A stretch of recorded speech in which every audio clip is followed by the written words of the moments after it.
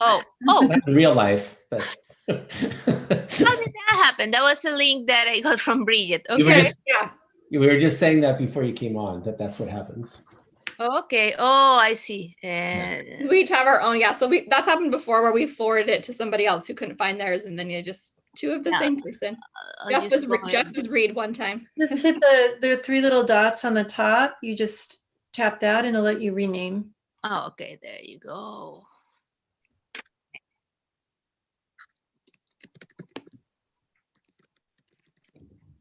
Okay, are we ready to get started? We good? Yep. Okay, I call this meeting to order at 5:34, and I see all board members present. We are on to item 2, approval of tonight's agenda. If there's any public comments, please use the raise hand feature now. Board, is there a motion? I move approval of the agenda as posted. I'll second. Any discussion? All those in favor, please say aye. Aye. Aye. Chair votes aye. With that, the motion passes. We are now on to our one and only item for tonight that we're excited about, the study session with Greg Danis. And before we go forward with that, if there's any public who wishes to speak on this item, please use the raise hand feature now.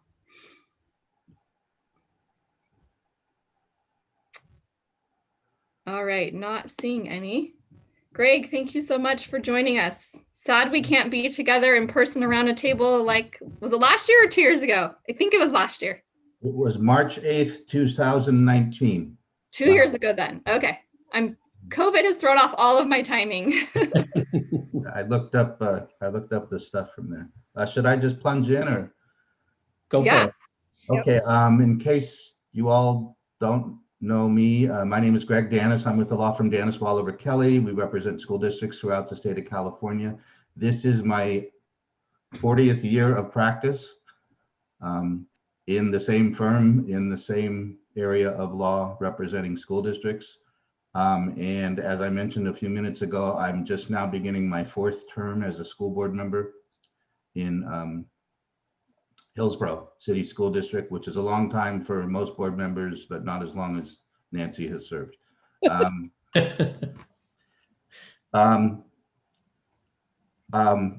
Hey, Greg, real fast before I get started, I forgot I was going to say, since this is dinner hour, I have snacks and my water. So if people are going to eat or drink, I think that is totally appropriate and fine because of the hour we're meeting. So feel free. I won't, but you guys can. The last thing I'll say before we plunge in is I love doing these with boards, but I'm always a little bit anxious because I'm a lawyer. I'm not a trained anything else, but they usually go pretty well. So as we go through this, I don't know when I switch back and forth, but I bring those dual perspectives of a board legal counsel hat of 40 years and a board member of 13 years. So it's an interesting perspectives.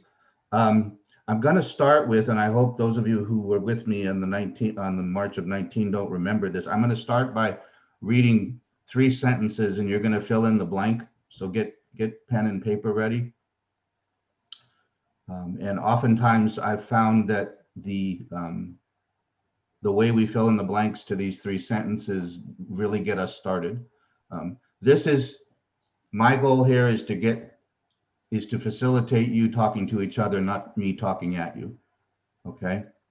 And at minimum, a successful outcome, I think, might be charting a course for future meetings like this. Okay, at minimum. So the 3 sentences are: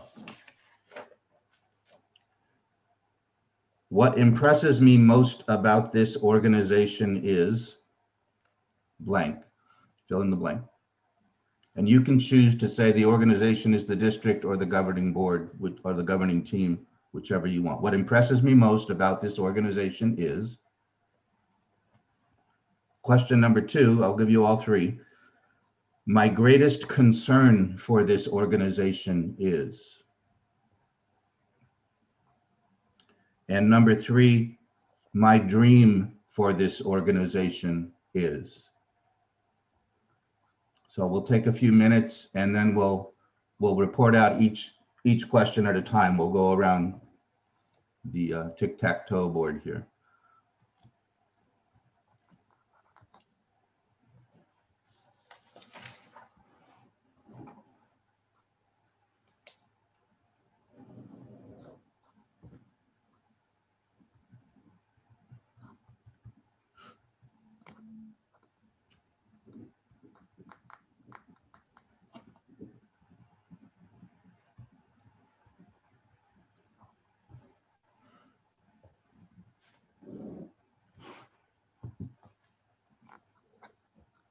Greg, the second one was greatest concern for the organization, right? For this organization. So it's all about this organization and its impresses, concern, and dream. Thanks.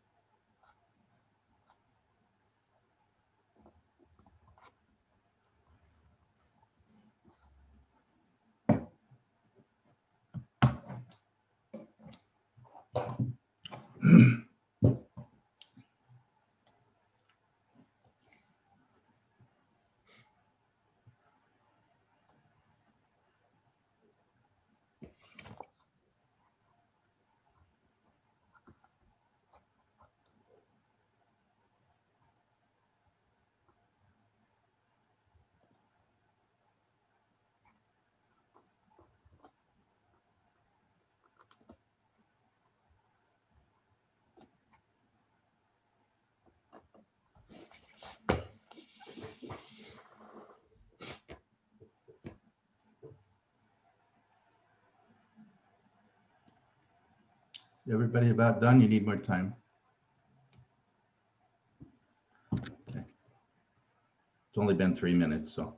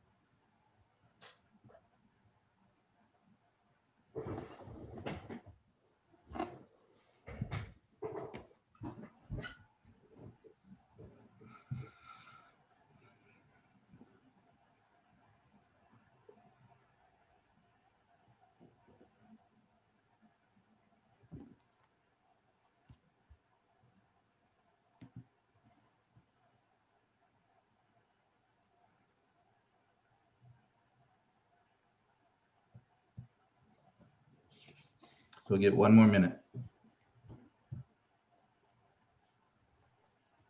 I'm done. I'm just still, writing. I thought I said I was done. I'm done. Oh, is everybody done?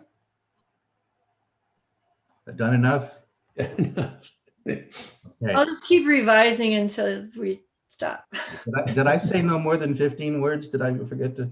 You forgot that one. So I'm just going to start at random. My bottom left corner is Michelle. Michelle, what impresses me most about this organization? So I took the organization as the whole, not just governance, but it would include governance. And my answer was our commitment to children. I'm going to take notes going up. Nancy? I would not only echo the child-centered focus, but it's also people first as well. If we're looking about how we relationally respond to one another, that while children are at the core, we also really are a caring organization about who we work with collegially. And I think that trickles down in through the system. Let's see. Mike? So I had two. I guess I was thinking more about the board. The focus on equity, I think, is really commendable, and it's not just something that's passed. It's something that the board has continued to focus on in a number of different ways. And the collegiality of the team, I think, is something that the team prides itself in and continues to work on. Just good in the relationships. Okay, Bridget? What impresses me most about this organization, and by that I mean overall and the board, is the professionalism, hard work, and the dedication to the well-being of all children.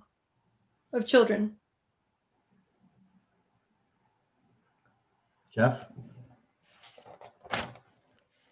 Our ability to attract and retain professional and committed people to our organization, both on the governance team as well and the school district in general. And Isabel. Have we met, Isabel? No, I don't think so. Nice to meet you. Hi, nice to meet you. What's your answer? Well, what impresses me more about this organization is the good work done so far for the students and the constant willingness to help every child.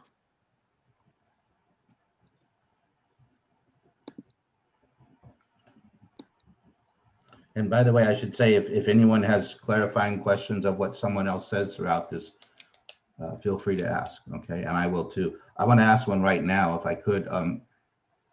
Equity showed up everywhere. Literally everywhere.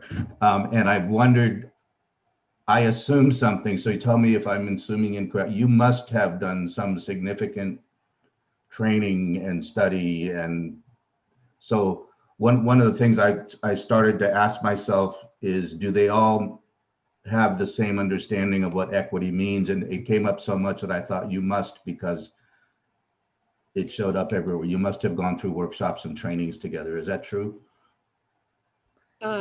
Yeah. Yes. Yeah, okay. No, I don't think so, because I think Isabel's brand new. And so the people who have been on the board for a while or who've been in the district, like I've been on the board for 2 years, and everyone on the board in the district has had more, they've done more equity work in the district than I have, and been probably to more trainings. And like Jeff lives and breathes this stuff at his job, I know, right? And so Nancy and I participated in a CSBA statewide thing last year on equity, and then we brought it back, and we are, as a governance team, we put together an equity statement about a year ago, maybe a little more than a year ago. But then, since then, things have changed just in terms of like the pandemic and life, and Black Lives Matter, and the pandemic has really brought up a lot of inequities. And now Isabel's on the board, and Isabel, I think, has the right perspective, but she hasn't gone through the same process we have. And she has a lot of understanding about equity, but like in a different way, right? I was going to say different professional perspective. My own definition of equity has changed over the years. I mean, it's expanded and deepened, but I also, even before that, I've also found out that I've seen, witnessed, and experienced that I think even if you have a pretty exposure to understanding of what equity is, it's still easy to confuse equity with same. And it's just, you always have to be vigilant of that. I mean, I've seen people in our own organization that, when the emotions start running high and they're passionate about something, they start talking about that's not equitable. If you really look at the definition of what they're saying, they're really saying it's not the same. And if you dig a little deeper, you actually say, well, in fact, it is equitable, but. You guys brought it up so much that I actually had to stop and do some research on equity versus equality, and things like that. So It is, after we're done with this, I'm going to show you my summary of your comments, and it does, what am I trying to say? It does come through in your comment. It does come through on some of your comments about what you, Bridget, what you just said. In light of everything we've been going through, are our priorities the same? Is what's most important the same? Do we need to re-examine in light of a new, these new experiences? So it's consistent with that. Good. Isabel, what's your greatest concern for this organization?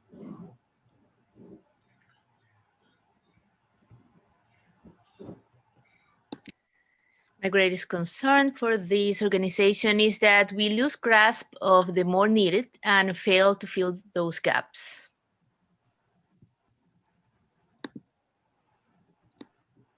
What was that first part, Isabel? That we somehow kind of lose grasp of who and how, what is needed for every child, and we fail to fill those gaps. Got it. Thanks. Jeff? I want to preface my comment that there's nothing really specific I'm talking about. It's just a kind of a vigilant fear. But facing tough decisions and,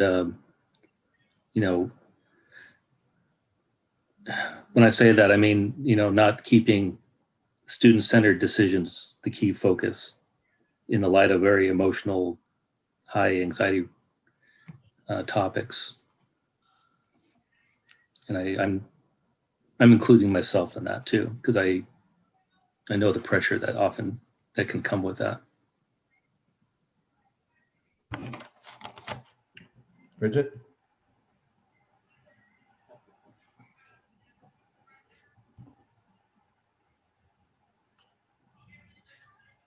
You're muted, Bridget. Blah, blah, blah. Okay, so my greatest concern for this organization is not being able to equitably meet students' needs, including students' basic needs, during the pandemic and recovery and beyond.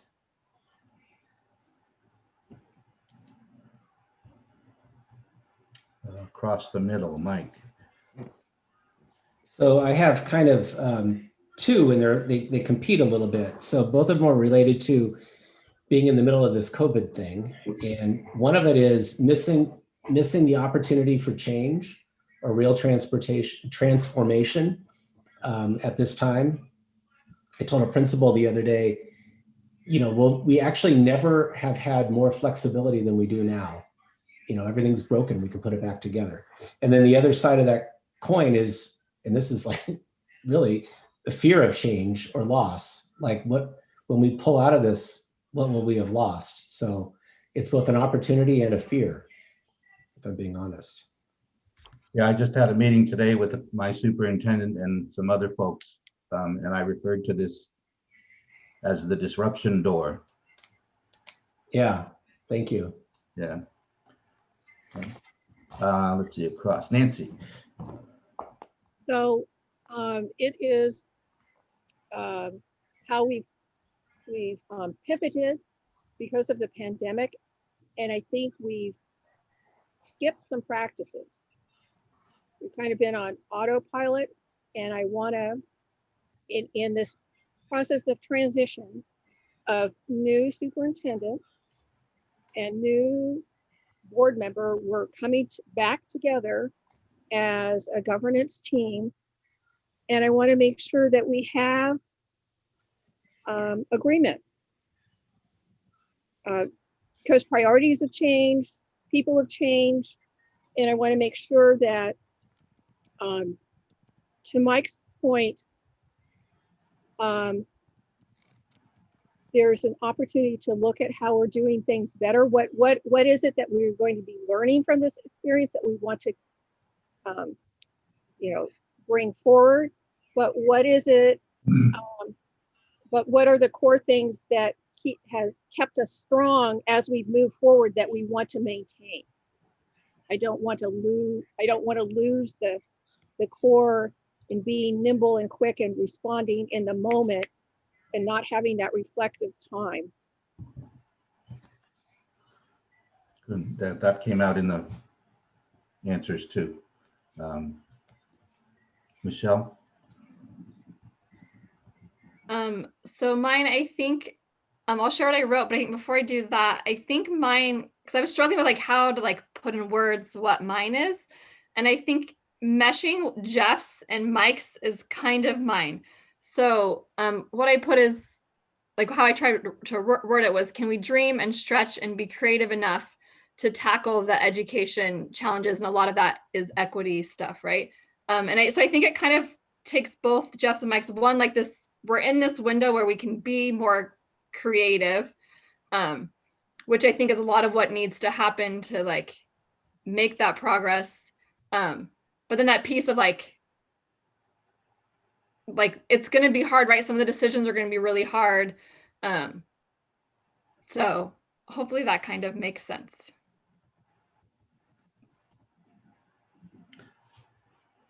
Yeah, there was some discussion in your responses also because there's a tradition of interest-based bargaining and problem solving in Sunnyvale. And Mike, back to your point about, you know, how all of your points about this experience. I've never had an experience with such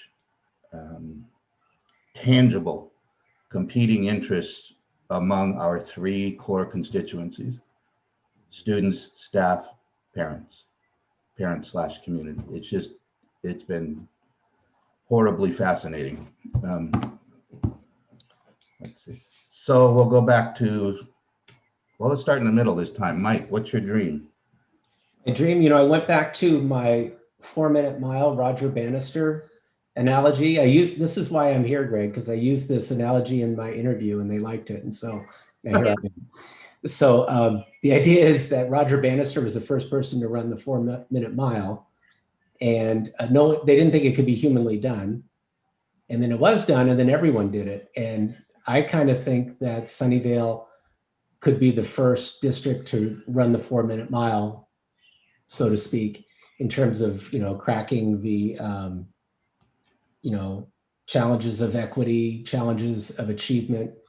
So that's really my dream, is to unlock that puzzle or solve that puzzle somehow. Now, which way should I go? Jeff?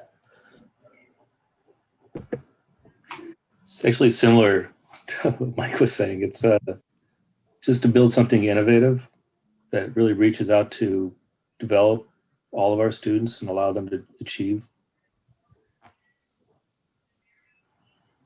Let's see. Now I'm out of order here. Bridget. Well, you know, Michelle and I had a talk last week about, or maybe it was this week. I don't even know. Was it this week? It was this week. Okay. So it feels like a long time ago. But I think that, you know, we did talk about like the role of the board. But I think it's also the role of the whole organization is to empower people and to, you know, give them what they need when they need it, which is really our equity statement.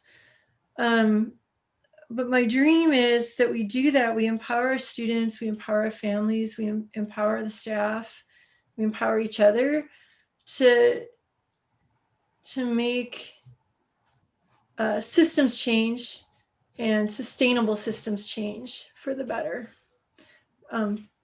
for everyone. So, because we are all in it together, but people are not. I think I just personally think the pandemic has really highlighted and exacerbated some of the differences and of people's experiences. And I really feel like if there were things we weren't aware of before, I feel like we're aware of them now. And I feel like if we thought before we couldn't do things because it'd be too hard to shake everything up and reinvent everything. We've done it like twice or 3 times this year. You know, we have like whole new learning programs and virtual school, and we have, hybrid proposals. I mean, like, this is the out of the year box thinking, like they were saying. So I guess I just feel like no more excuses. It's time to get to work. We got to do it. Like, that's my dream, is that we will all just get to work and work like hell for the next, like, however long we're here, until it's someone else's turn to work like hell. That's the dream. I keep thinking of the phrase building the airplane while it's in the air. So Nancy?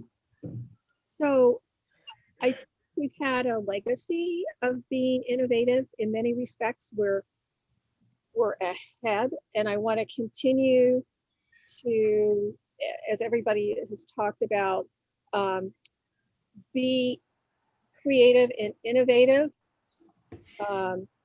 We talked about reimagining. So there's a lot of the reimagining that we can do. And in that reimagining, I want us to be the best governance team and be an exemplar. I want our activities for students and the programs that we use to implement them be exemplars, because we're that innovative. When I first got on the board, everybody pointed to another district in our community as being the best ever, gotta go to put down the extra money to live there district. I think we're there in part, but I want to be the best district, and the size that we have allows us to better manage those possibilities, because we have an abundance of resources that we can still pull from. And I hope that we continue to maintain that favorable balance of having resources that we can add to make the dreams happen. So Nancy, even though you use the word, I like your word exemplar better than be best, just because of the political connotations, because I'll just throw up if that becomes our motto. But I totally love the sentiment. Yeah, it's the exemplar kind of thing. Yes. I don't rank my districts formally, because I work with 50 odd districts throughout the state. But one of my highest descriptions, which I have always used for Sunnyvale, is a lighthouse district. Yeah, that was my life. Sunnyvale is a lighthouse district. I mean, you shine and people notice, and somebody said earlier, the ability to attract and retain people are attracted to that light. So just for what it's worth. Michelle? So literally mine is exactly the same as Mike's, and it came from Mike's interview. It's get under the 4-minute mile. But I did the AKA huge progress in closing the opportunity and achievement gap, like what that means, right? And so it's similar to others, but that was that's, and I like visuals. And so when he described that in his interview, like that, like everything that I've been thinking about the last few years, like that's like, I'm like, that's what it is, right? That's where I feel like we kind of said, like, we have all these advantages, right? We don't have the most money, but we have a fair amount of money compared to others. We have a really great governance team, right? Who doesn't have issues, right? We have all of the pieces. So why are we not getting past that 4-minute mile, right? Like, why are we not getting there? So yeah, I think we all want that. We're just saying it in different ways, right? You got to change the analogy to Fosbury, the Fosbury flop, the first guy that did it. Any other comments or questions that people want to ask of each other on this?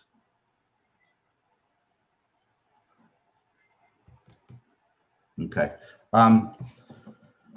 What we're going to do now is what I do in these is I take all of your answers and I distill it to a memo of what I think the broad general areas of interest, issues, concerns are, and I distribute them.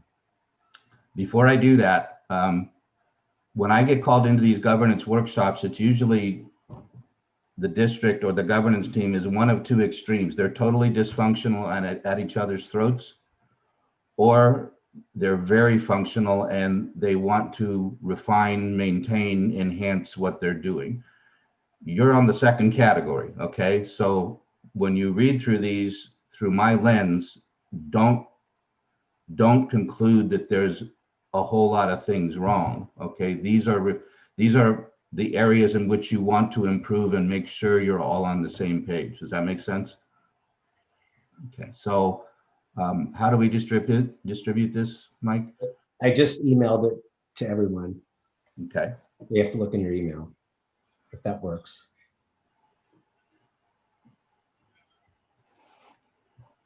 Let me know when you've all got it.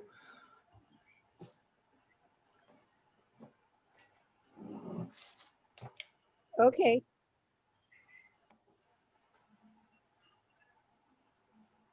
I've got it pulled up.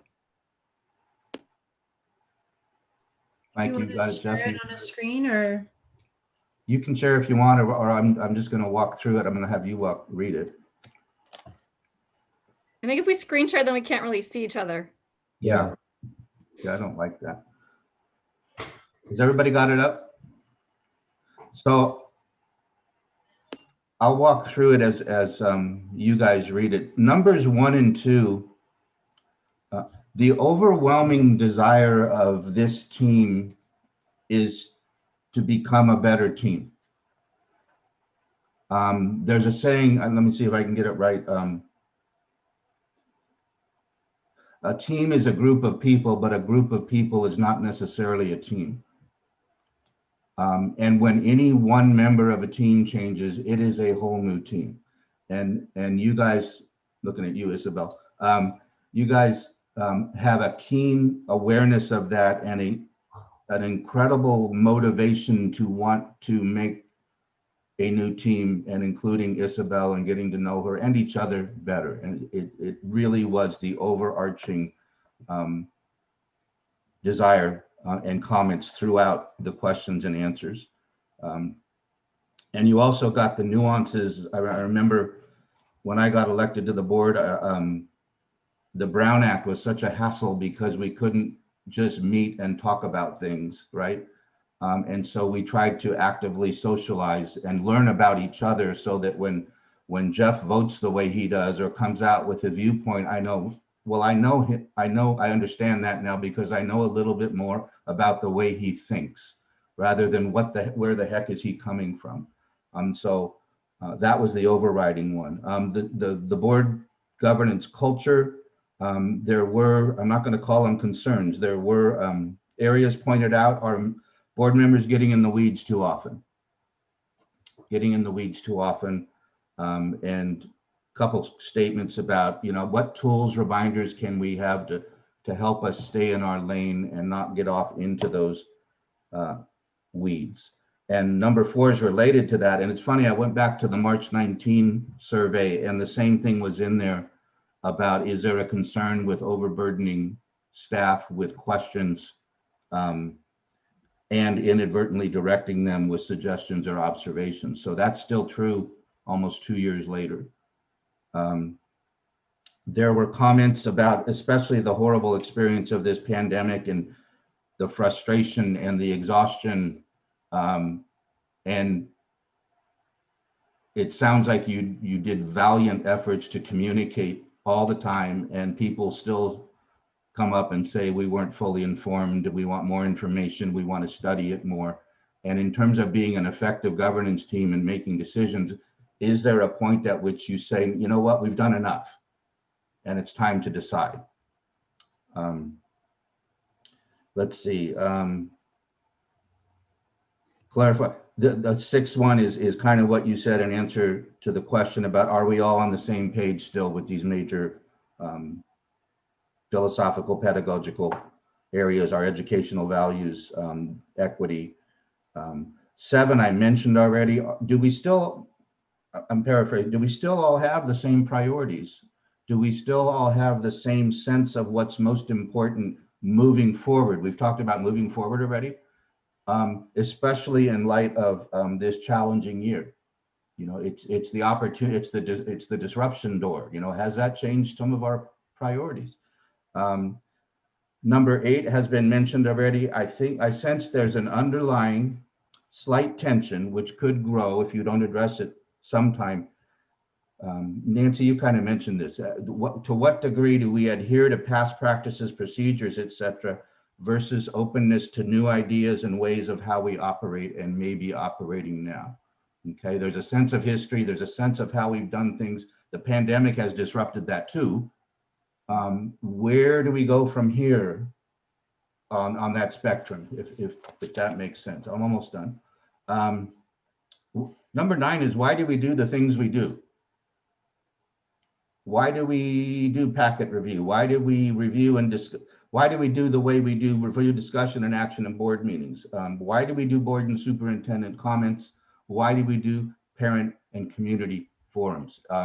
Again, with some of the interest-based language used in the responses, those are all options. Those are all how. Why do we do them? The why is the interest. There were more than a few comments about having better, more effective and efficient and focused board meetings. Okay.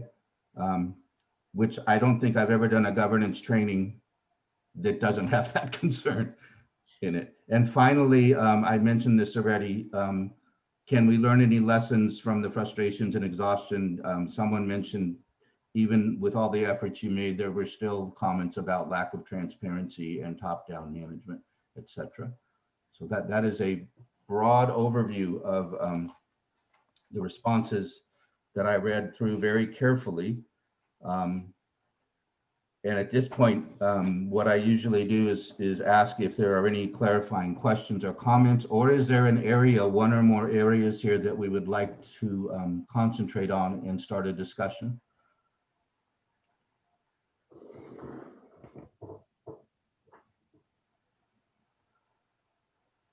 Give you a chance to read them and think about it.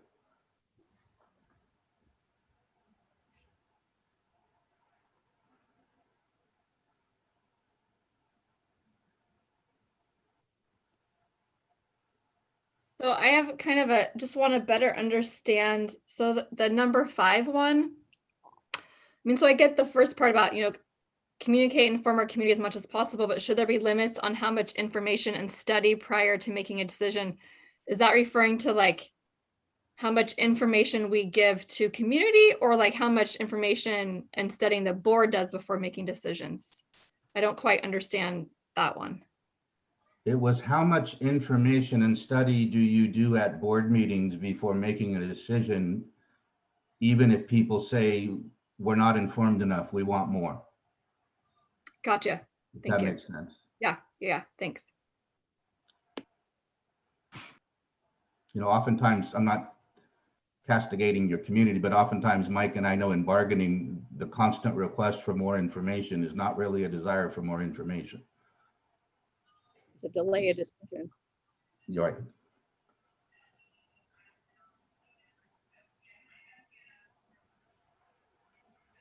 Anybody gonna pick one, or should I? So if I'm looking at all of these together, there seems to be a theme of what our why is. And there seems to be a theme of the how, or the tools that we can use to get there. If I chunk everything together. Yeah, and it's a little bit like number 9. It's a little bit of doing that formula in reverse. It's like, do we re-examine some of our practices and what we do, the how? Mm-hmm. Do we need to revisit the why? Why are we doing this? Mm-hmm. And I'll mention this again. One of the whys is that's been here since March of 19 is the the interaction with staff and the questions and the amount of information being requested and that kind of thing. So I don't know if that's something you want to talk about. I'm not going to talk for 2 hours. Well, I think, this year, there have been things where there have been times where everything is being reinvented.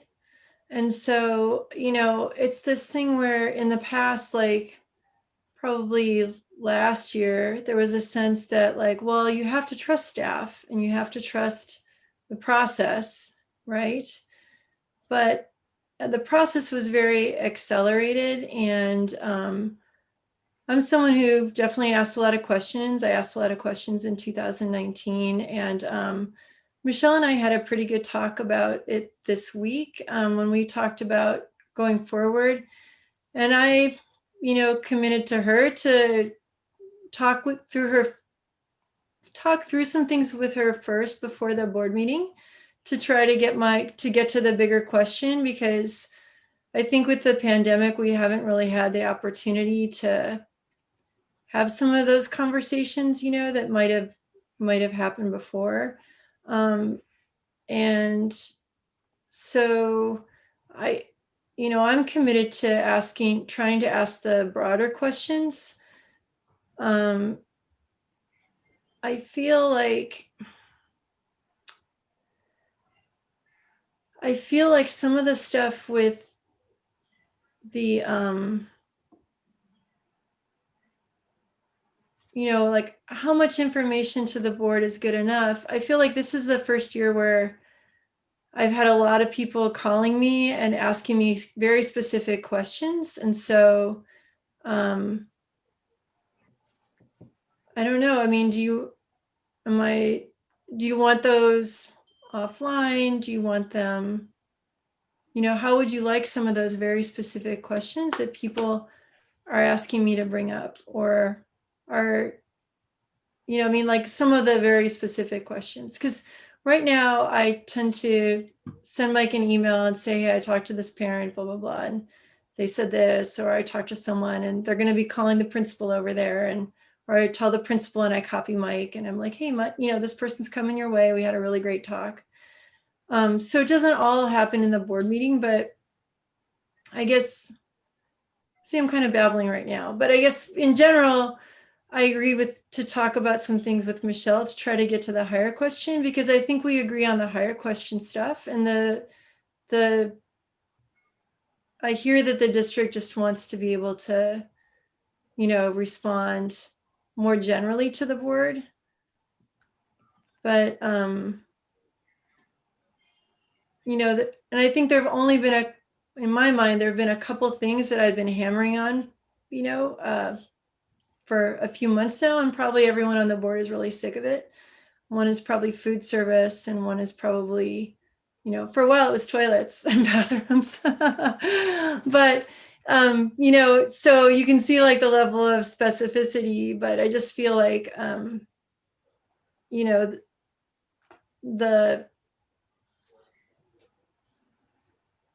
the commitment from me is to get to the bigger questions and to try to limit my questions in the packets. But in a conversation, I also don't really want to like not talk about something because it's not maybe someone feels it's not as well, if it's not a deal breaker, we shouldn't talk about it, right? But I think that there are lots of those things where people are we're not getting the information before the meeting, and we're not being told if it'll come later. Other thoughts, people? Mike, is there a staff perspective you can transmit? Yeah, I was thinking, first of all, I love the humor about it, right? I mean, there's toilets and we laugh, right? We won't bring you through that, Greg. I think maybe it gets back to the tools, like what's the right tool or forum for the question, and it's hard in the abstract, right? But what's the purpose for the question? Is the question to help you or any board member make a decision on an agenda item? That's one kind of question. And another kind of question is like on background, like I just want to know this on background. So that's different. And then, so what's the right tool for that, right? Is that oh, let's set up a meeting with the staff member who knows that best? Or is it, no, the board needs to know this to make a decision, so we need to make sure that that's addressed in a board meeting? Or could it be in the weekend update? Or could it be in packet review? Or like, I don't know. So that's kind of the tool thing. I guess. Yeah, but I don't want anyone to feel like there's information that they need that is they shouldn't ask. Do you have that rule where information to one goes to all? I probably need to remember that. Yeah. Because Someone started to talk and I interrupted. Nancy did. Oh, I think it's also, who do we talk to? When we're at a board meeting, who do we talk to? Who's making the decisions? I feel like since we've been in virtual land, we seem very separate and distinct from one another. And we're talking to a screen, but I'm not sure we're talking to one another, because where decisions happen are through the consensus that we build together to give a clear direction to the superintendent on an action. And I feel like there's been some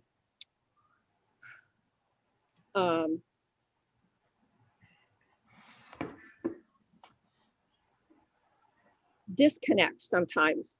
And I don't know if the disconnect is because it's a virtual environment and we're struggling with that.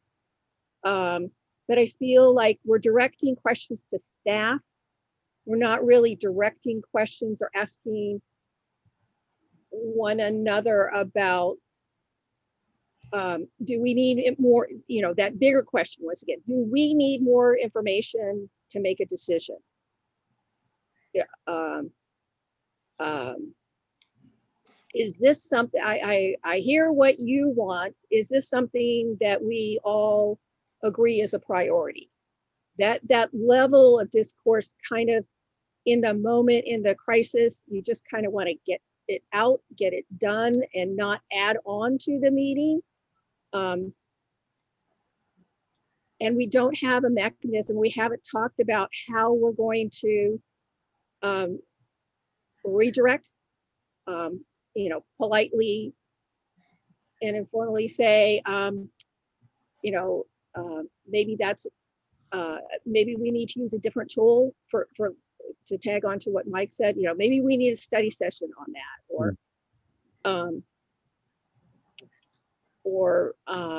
hey, staff, could you give more information in your cover sheet, because we have new people and we're doing new things, and give us a little bit more background up front so that we're not asking as many questions because you've already kind of front loaded it for us, and giving a little bit more in-depth description of what the program is, and not assuming that everybody knows and understands.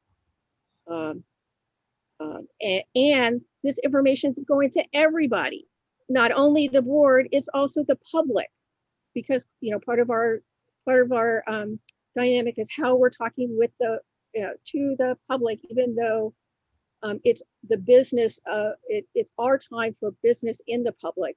There's that interchange and dialogue, and just being real clear and setting expectations once again about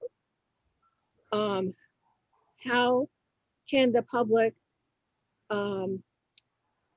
respectfully state their concerns, but there was a lot of learning curve through that, about utilizing additional resources for communicating with us as a whole board and those kinds of things. And I've seen some boards actually put it up in their agenda that they talk about, this is the time for public comments.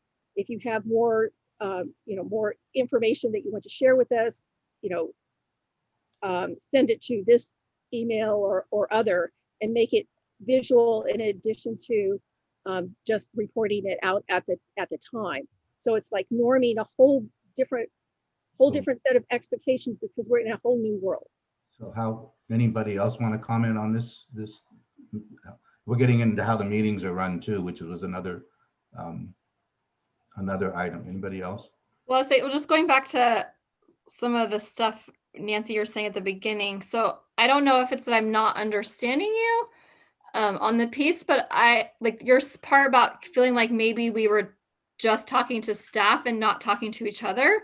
So based on what I understood what you said, I feel like we do talk to each other. So I don't know if it's just we have different opinions about that, or if I'm just not understanding what you're saying, because I feel like we do talk with each other and understand. And I mean, I think the toilets is a good example. I mean, to go back to that one, right? Like Bridget was the only one who was interested in it, so we didn't keep pursuing it, right? Like it like got dropped, right? So like so maybe I'm not understanding you, Nancy, or maybe we just have a different perspective on it. Well, it got dropped, but we didn't really talk to Bridget. You know, Bridget was talking to, I think about this, and she kept on asking questions of the staff. She wasn't asking questions of us. Hey, what do you think about this? Is this a priority for you? It's that freedom, to norm and feel free about the issue. It's harder in the virtual world because we're not picking up on, when I say talk, it's more than just talk. There's a lot of different cues that we give out at a board meeting when we're in person that we can't see. I can't see you all on the screen unless I change things differently. I can't see how you're moving. I can't, for a while you kind of focused in on your face on the screen, and then it's taken a while to back off of that. And that's the reason why I'm saying, initially we're kind of siloed, and let me ask a question. Are there any, I don't know if this is virtual or back in person, I guess either one. Are there any tangible changes people would like to see to how board meetings are run? Well, I think that's kind of a little bit of a, I don't know how much of a question that is right now, because this is not real meeting time. Yeah. And there's certain, I mean, I always have to remind myself, I'm probably one of the ones probably most affected by late meetings, which we've had a lot more often lately. But I try to relax myself by like the consciously reminding myself that there are procedures that are stretched out more because of this whole forum that we're in. And I think our board is very conscientious of community participation. So we do give like a good amount of lead time, and we really want to take the time. So on that question, I think it's a little misleading. I think in the summer we had a little bit of a problem with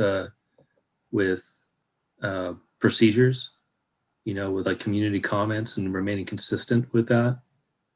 Because in that case, we have to be very sane. We had to like offer people, the same opportunity, and we were kind of, the lines were getting a little blurry, but we corrected it, and I think we did a good job calling ourselves out on that. But I think maybe some of the concern, I'm wondering if some of the concern here is actually mixed in with some of the other questions. For example, and Bridget, I'm not picking on you, by the way, we're just using this example.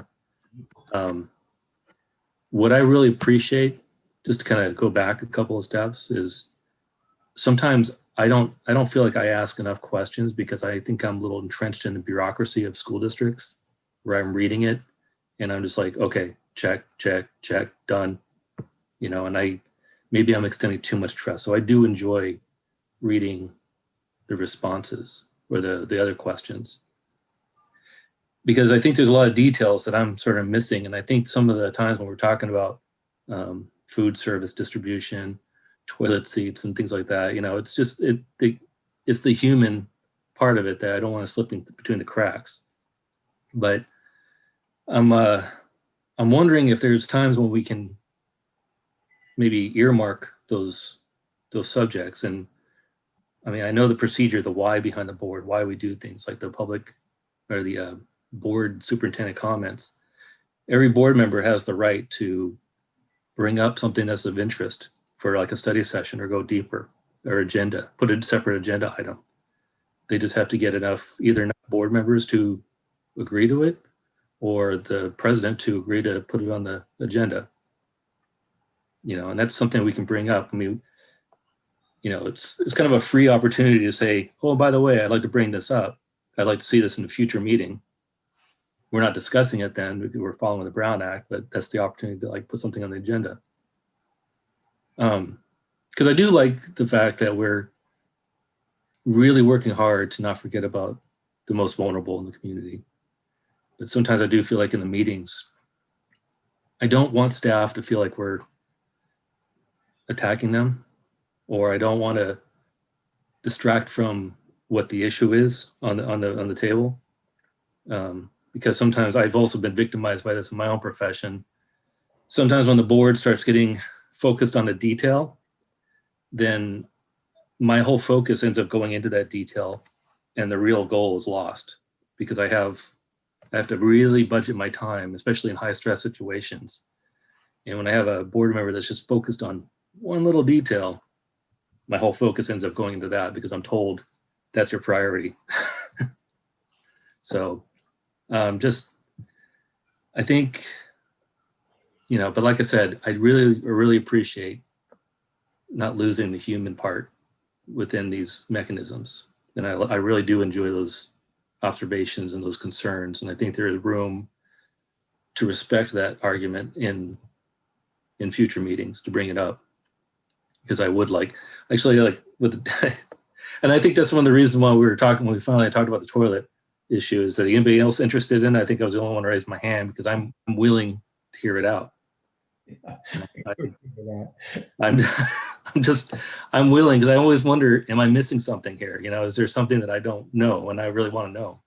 So, Greg, these meetings are all recorded, so we could direct you to the board meetings where we talked about the toilets if you're interested.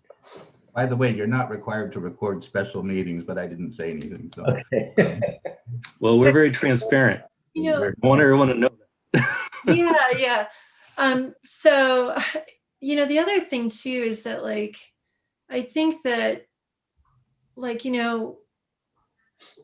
what I do appreciate about the board is that for example, when we had there were lots of questions that came up about, or lots of discussion around the scheduling because we had a proposal for, I think it was for the elementary school hybrid program that came back and it looked pretty good. It's a really good, well thought out plan. But the stickler was really the timing of it, and Jeff, kind of suggested at one point in the meeting, hey, let's unlock these two and let's come back. And we said, yeah, well, let's talk about the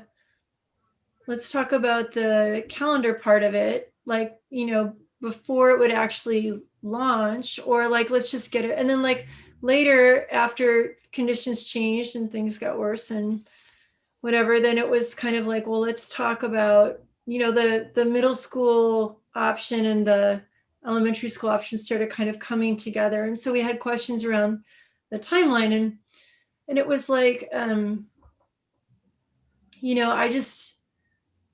I think that, Jeff, when you talk to me about stuff, I really wish it was a situation where you and I could get coffee because I just feel first of all, that you had even had any time in your job or your day to have coffee. I was determined at one point to come volunteer at juvenile hall and be seeing the hall, hey, Jeff, because, you're so inspiring, but it's the way you talk about things, it's very clear to me. I really appreciate it, but I appreciate being able to unlock things. And then I think it's it's so for me, if you said what's one thing I would change about our meetings, I I would like it if whenever we have a big thing that we're doing, like a big decision, like reopening of a site, or, you know, bringing a ton of kids back, like rather than just the advisory committee, like I think that it would be, I personally would like it if we would have some public comment, like public discussion meetings. And I think that got planned into the last one, but I feel like once we start having those public meetings, I feel like that frees us up to talk. You know what I mean? Like it frees, then no one's waiting for till the end of our meeting. And then we have like, oh, there's only 3 left. Oh, wait, there's only 3 more people left. So I think if we can, you know, have some, God, I hope we don't just have to keep reinventing everything every few months. Like, I hope that stops. But I think having those public discussion meetings, not coffee with the principal, unless it's like a roadshow or something. I think as a board member, that helps me feel comfortable that people are getting to talk and I can go and just listen there, you know? I don't know how the rest of the board feels about that. Like those forums that we did, it was like late June, early July, and then we did one Right. for the elementary. You did one for the elementary. I think you did. You were going to do one for middle school, or I don't know if you did one. I think middle school is different, right? Because it's like invitation or whatever. So, but I think like doing that for the elementary school really made a difference. And I think that things started getting cleaned up because people were getting to give that feedback there. But as Jeff says, the question is kind of not inappropriate, but in this forum, you might chalk it up in the column that we've been talking about is there a disruption opportunity to think about when we do go back in person, whether you might change anything about how the meetings are run, because now is a weird environment. So. But do you think that we are going to continue to have video recorded meetings? I mean, I've seen a lot of participation that I think people who might not normally come to a board meeting. I know we always say we want people to come to board meetings, but then it's like, oh my gosh, I'm afraid to say anything because there's so many people in this board meeting. Like there's hundreds and hundreds of people in it. So right now, to put my lawyer hat on, according to one of the governor's executive orders, even if we were to go back in person for the time being, it still mandates video participation by the public. So a lot of districts have already gone back to in-person board meetings. And I don't know about you, but we usually got 10, 20 at board meetings, and one time during this period of time, we had over 600 online. So there's a lot more people there. But I don't want to spend our whole time talking about this subject unless you do, and I'm certainly not toilets, but well, I think that actually also goes along with some of the concerns that we brought up too, is having the confidence or the courage, you know, behind your vote or your when's enough kind of thing. You know, I think, you know, in person, when we've had those large audiences, it's pretty intimidating. But then when you look to the upper right-hand corner and you start seeing triple-digit numbers as well, you know, I think that has a factor in what are we saying and what are we not saying, and does that influence their courage and our convictions? You know, Yeah. I think that's my fear. That's what I've been really kind of noticing over the summer. You know, you get these impassioned people. I think I came under criticism because I was known as like the tone monitor or something like that, right? But I really struggled over the summer. I try to keep calm and rational about things, but there's a part of me that was feeding off the anxiety off of everybody, and it was really getting to me. So I was really trying to tell everybody, like, calm, you know, and it wasn't telling them to shut up. I was just trying to tell them, I want to hear you, but when you start talking that way, I'm not going to hear you because I know myself, you know, and it was pretty heart-wrenching. But I have noticed the larger participation, and I think that is probably something that's going to change, and maybe that's something that logistically we need to talk about, or maybe staff needs to be aware of for the board. You know, how is that going to happen when we start going in person, how are we going to be able to continue that? Do you have that rule of like 3 minutes per person and 20 minutes per subject? We do, but that got blown out of the water initially. Well, at one point, yeah, at one point. How do you do 20 corrected it. minutes per subject when 100 people want to talk? We ended up asking, I think one point we decided to hold community forums in the future to let people have a say, you know, where we had devoted meetings. I think in this particular instances, we had the gift of time, so we could actually, it added a whole lot of meetings. Like July is usually my education free month. I didn't have that in 2020, you know, and because we had just, it ended up being a meeting month. It was like every week there was a meeting, if not more than one. We still have a cleanup thing to do. I think Jesus was going to build a form because, you know, we had talked about it where, like, you know, the frustrating thing for people, like they would be happy to write in. They said, well, you can write the board an email, or, you know, you can send something to the address for a public comment, but they wanted to read each other's public comment and they never got to. And so, like, if the thing is, well, instead of just sending like a 4-page email to public comment, Jesus, and I think we talked about it in another board meeting where the idea was we were going to maybe have a form or something, so be limited to about what you could say in that many minutes, like if someone was reading it for you.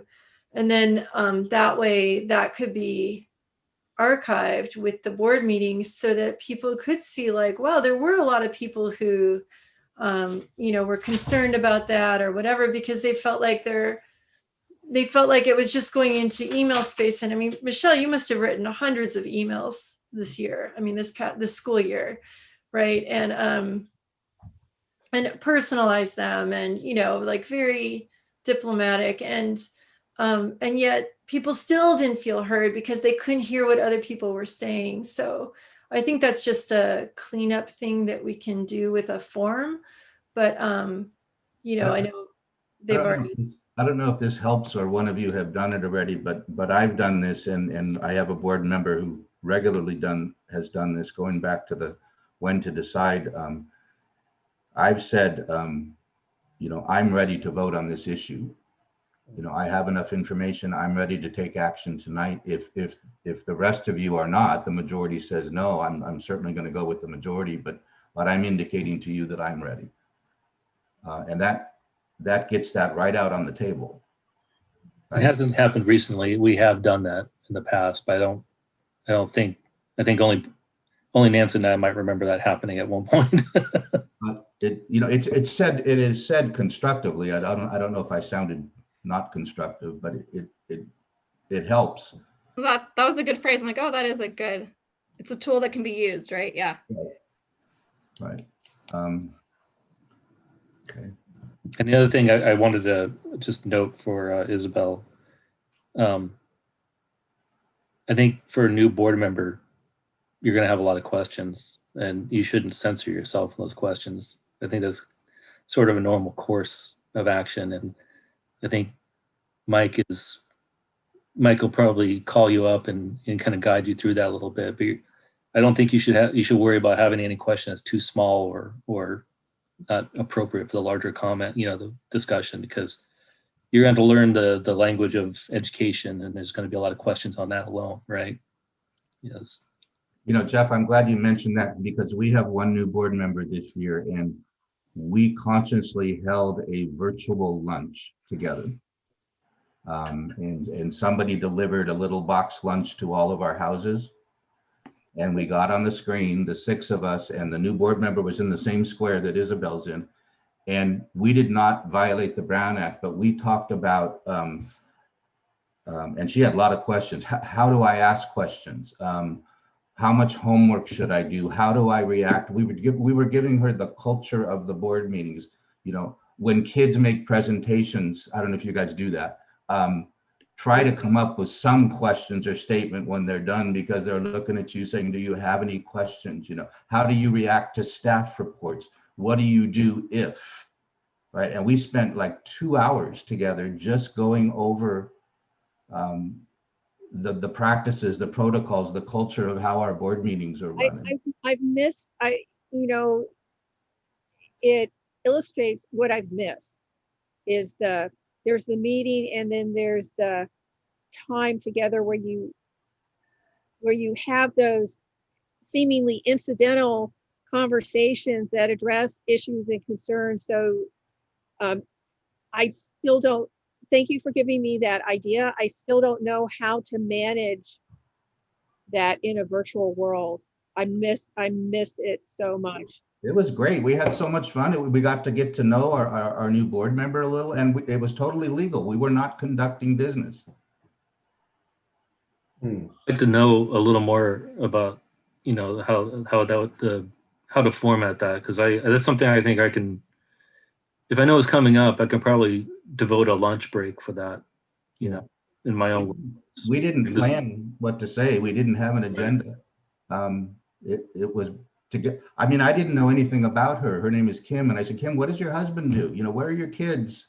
It was to get to know each other, to form the new team. Right, because we didn't have CSBA to do that. Right, exactly, exactly.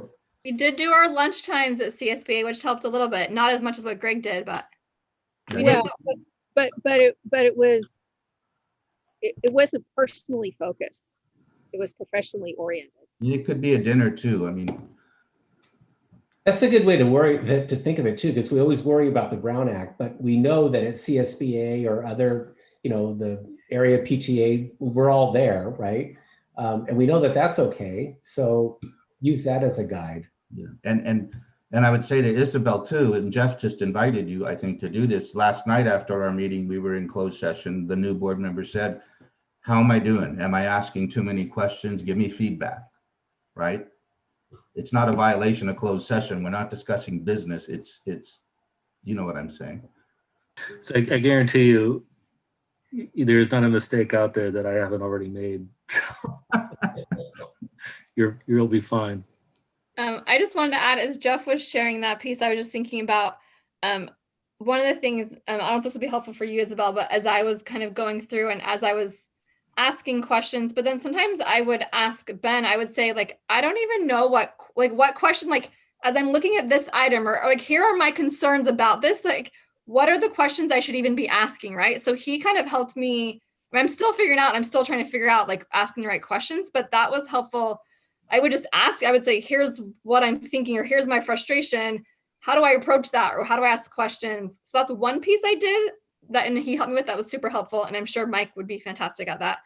And another thing, as I was, I think I'd been in for a little while, but then he kind of started asking this question of, like, for me to think about as I'm asking questions, do I need this question to make a decision, like about an item, right? To help me like think about, are these questions I need to make a decision, right? So occasionally the question, kind of Mike said this earlier tonight too, made me think about this.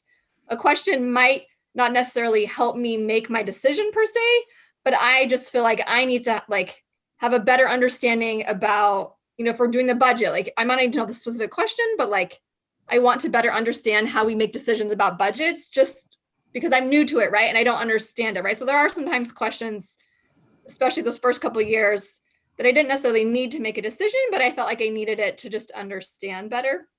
But that was, I was reminded of it tonight, like, oh, I need to remind myself of this question too, right? Like the question, if I'm asking this question of staff, like, do I need this question to make a decision, or do I need it to better understand this important topic? So that's just a helpful reminder. Does any of you ever feel that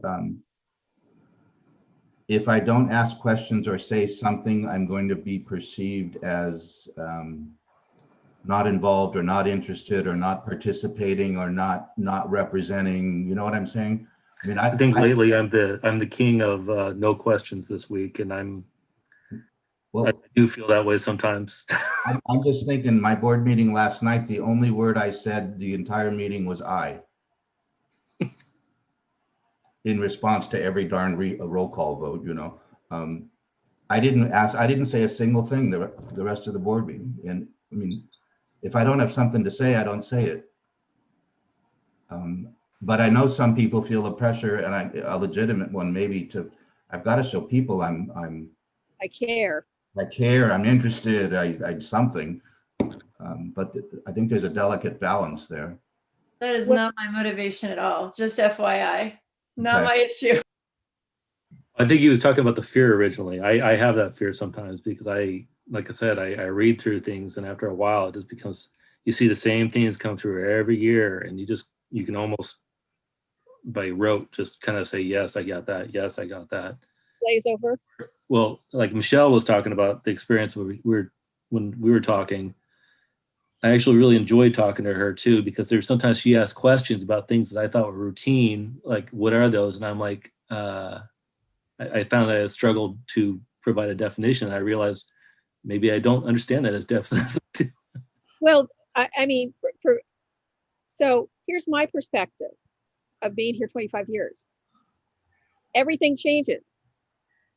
You might see recurrent themes, but how it's packaged and what are they asking this particular time is always different. So I'm always learning. There are new acronyms that I need to learn too, because I call them alphabet soup. You know, we're packaging a new program for English language learners. Oh, we're calling them English language learners this year. You know, so, you know, it's always a constant update and refresh. So it doesn't get easier being in it longer. You just begin to see the patterns and you get a depth of understanding when something comes through, because you've seen that content packaged a little bit differently, but the content is similar. You have a foundation. You have a foundation. You have the foundation to have that context for whatever new information is being given to you. Hey, Isabel, I'll put you on the spot, Isabel. Let's say we were having one of those lunches or dinners, and this is your opportunity to ask questions about how things work and what do I do if, and what's your suggestion for this or that? Do you have anything that would come to mind right now? Not right now.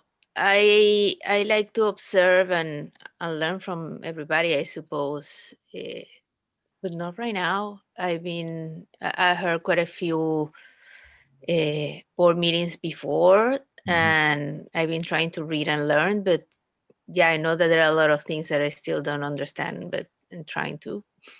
But no, I cannot think of anything right now. Let me ask you this, and I'm going to keep you on the spot. You've been to a lot of board meetings?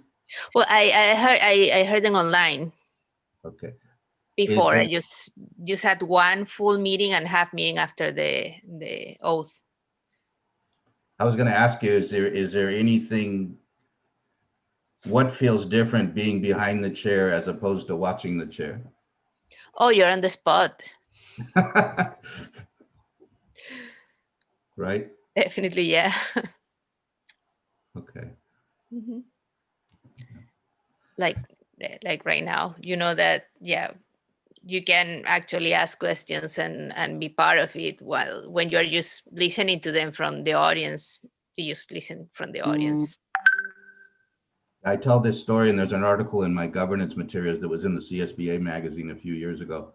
When I first got on the board, after the first or second meeting, the longtime assistant superintendent pulled me aside and said, "Hey, Greg, you know," and I'm being conscientious, and he said, "You're really upsetting the audience," which is mainly the administrator. I said, what did I do? And he said, "You're rolling your eyes." Oh, So that taught me right away, early on, it's not just what I say, it's how I look. You mentioned cues earlier. It's I had no idea I was rolling my eyes, and people were getting upset. What's he thinking? What's wrong? So appearance, tenor, tone, everything. I hope I'm putting you at ease now. I mean, you guys can testify to that, right? Oh, I think the other thing I was thinking while you two were talking is it'll take a while for the rest of us, Isabel, to learn your style, and for you to learn everyone else's style too. Like there's no right one way to do it. Some people process out loud. Other people are quiet and are processing quietly and then say something at the end. There's not a right way, right? So you'll learn your style and we'll learn it too. And then we'll learn like when we have to ask, Isabel, what are you thinking? Or not, right? Like, I don't know if that's the right way to approach it. Yeah, and sometimes you can just say, and I'm sure one or more of you said that, I've said it, when the president says, sort of goes around the table, and I will say, I agree with everything Mike said. I have nothing more to add. Right? You don't need to repeat. Right. Or I'm still thinking, you don't have to, just because you're called on at the moment in a sequential manner doesn't mean you have to use your time then. Yeah, I have board to keep knows, on my board knows I like to go last because I want to hear from everyone first. So, but be that as it may. Yeah, it was hard being first. I'm happy that I moved over some chairs. Let's see. So I just want to share just real fast, as I hope that I, as board president, like if I haven't heard someone talk, will often say, hey, do you have anything you want to add? And I don't want people, and it's usually Jeff and Don putting the spot, right? But I don't feel like someone needs to contribute, right? So don't ever feel like if I ask you like, hey, do you have do you want to share anything? Don't ever feel like I'm saying it because I feel like you need to say something. It's me being conscious of, I want everyone to have a chance to speak if they want it. So just be aware that if I am saying your name, saying, hey, do you have anything? Like, it's totally fine to say, no, I have nothing. I just want to make sure everyone gets a chance. No, I think I understand that always. I think I've been victimized the most by that, but but no, I don't take it that way either. And in fact, I do appreciate the way you moderate the meetings and check in with everybody. It's really very good.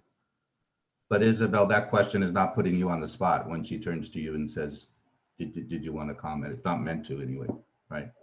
Yeah, so everyone is totally fine to just say no comment, or like, I think what Greg said too, that's a helpful reminder, right? We don't have to reiterate something that's already been said. We can just say, I agree with so-and-so, right? Mhm. Okay. How often do you meet and how long do your meetings last? We meet twice a month on average, twice a month, Twice a month? and This is our regular schedule. regular schedule. Yeah, lately Yeah. last year has been more. Yeah. And I think usually if the meeting starts about 7, at 7, then it ends about lately 11. Yeah. That's Before it would end around 9:30. Is it because of the pandemic issues or something else that they're going longer? Well, it's hotter topics. Also, I think the format being on Zoom has caused some delays in the processes as well. It's just necessary. It's all necessary. It's just, yeah, it's been longer. I think when we were hiring a new superintendent, we expected to put in, like, I remember Nancy and I having the conversation, like in the car back from Sacramento, of like, oh yeah, and with the new superintendent, there's going to be like more team building meetings, and we're going to have to like, and Mike came in and he's already from the district, and he's so experienced and knows, so already engaged with the community, right? So then it's almost like, well, and then the pandemic hit, and it's almost like the all that stuff just kind of, like we just didn't have the time to focus on the team building right before the new, like, what a great first year, Mike, come on. Like, do you know what I'm saying? I mean, he didn't start working till what, May? Right before, like, I mean, was that Technically July 1. July 1, right? Well, no, but I mean, you worked all summer. So, I mean, yeah, that's what I'm saying, is that like building the team with the superintendent, like everything was on Zoom. And like in the beginning, we kept thinking, oh, we're going to come back in a week. Like, who knew, right? Or 2 weeks, 3 weeks, we'll be back. And so it's just like, it was just this chase. And I feel like now, and then we said, oh, and we always sort of said, oh, and with Reed rolling off, we'll have a new board member, and, I mean, Isabel is just wonderful, and she's, really, intelligent, and, has a cool, amazing person. like we haven't really worked with her. So like as a governance team. And so we knew that we would have like that development to do either. So I feel like right now we're at a point where, yes, there's vaccines on the horizon. We're definitely going to be looking at school differently. And I just feel like, when we were having this meeting, I felt like that's an opportunity to readjust, like to readjust and like kind of recalculate and recalibrate and like maybe dedicate some, not all about Isabel being a new board member, but just like all of us, like, having a lunch or, if it's not a happy hour, but like a coffee or something like, or like a break virtual together, or something a- like that. I think. whatever. Or, if it's around a topic or something like that, or like I was expecting to have more study sessions this last year, but not with the pandemic in flight because like every meeting is like a study session. Well, what we've done, Bridget, and I may have mentioned to this before to the folks who are here, and I learned this many years ago from some district at CSBA, subject to your schedules, right? Our regular meetings start at 6. We always reserve a spot if we want to use it for what we call our 5 o'clock discussion meetings. And it's agendized, it's in open session, but the agenda item is so broad, it's really to allow us to dig in a little deeper on some subject matter and actually get to talk to each other more than we get to talk in a board meeting. It's part of that process of me learning to know how you think and what your views are. And as Mike mentioned earlier about how you process things and whether you process out loud or process internally. It may be, the future of education or the impact of technology or the lessons we learned from all this and the disruption door and opportunities for change. And that has made all the difference in the world of getting to know each other on our boards, just spending that hour. And then if appropriate, the superintendent's report in the regular meeting, part of that report is, I just want to report in on the highlights. We did have a 5 o'clock session because usually no one's there. And we talked about this, and this, and it was a good discussion, et cetera, et cetera. And we got to know each other.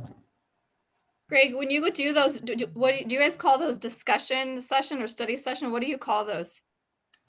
And how often do you guys usually do them? Well, it's reserved, we don't usually meet in July, but we meet once a month and there's always a 5 o'clock session there. We can choose not to use it. We don't use all of them, maybe half of them. And if we don't use it, we can hold closed session or not hold it at all. Last night we started at 6. Yeah. So, and we talk about in an open session at the beginning of the year, we tend to call them 5 o'clock sessions, but what subject matter do people want to brainstorm about for 5 o'clock sessions this year? And then all that goes to the board president and the superintendent to work out. So on your agenda, do you call it 5 o'clock session? Like, what is it called on your agenda? Yeah, show us your agenda. It's not a special meeting, so it must be study session. So Okay. you study session. Maybe later just send me one, or I guess I can just look up your agendas. I'll just look up one of your agendas. That's what I'm doing. Remind, you're at Hillsborough or no? Yes. Okay. But anyway, just a thought. Well, that's what we've been trying to do, and we've had it as a separate study session, or we've tried to incorporate it into the context of our meetings. And that doesn't work as effectively as actually having a separate dedicated beginning and end time for that outside of your actual business meeting. I think too many things have gotten conflated this year. Well, this year. How does the board feel generally? So my one concern about this idea is like Available. if our meeting is still gonna go. I mean, we did our last meeting went till 10:45, but I think previous to that we've started getting them closer to 10 o'clock end times. So my question is, if we were to start at 6, like if we were doing 6 to 10, sometimes is that too much time? Like too much time using your brain for like really important work? Will people get burnt out if we have that hour discussion before? Or do you think we would be okay?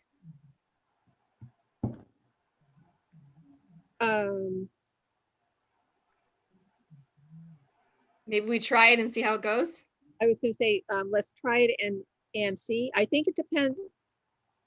When you have Greg, when you have these meetings, how full is your agenda?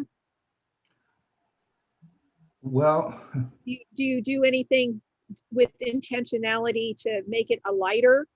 Oh, it's a regular Well, full-on they're thing. meeting once a month anyways, right? So your meetings are probably really long. this is not a criticism because every district is different and we're so tiny. What's your ADA?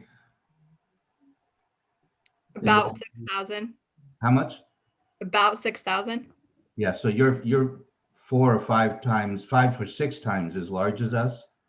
But we meet once a month. We start at 6 and we're usually done with the regular meeting and closed session before 9 o'clock.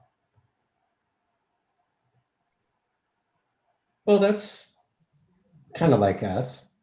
That's the way it used to be. Yeah. So Well, we used to be 7 to 9. that's impressive. And we make a point, Michelle, as you and Jeff were just talking about, to make sure everybody gets a chance to talk, and the public and everything.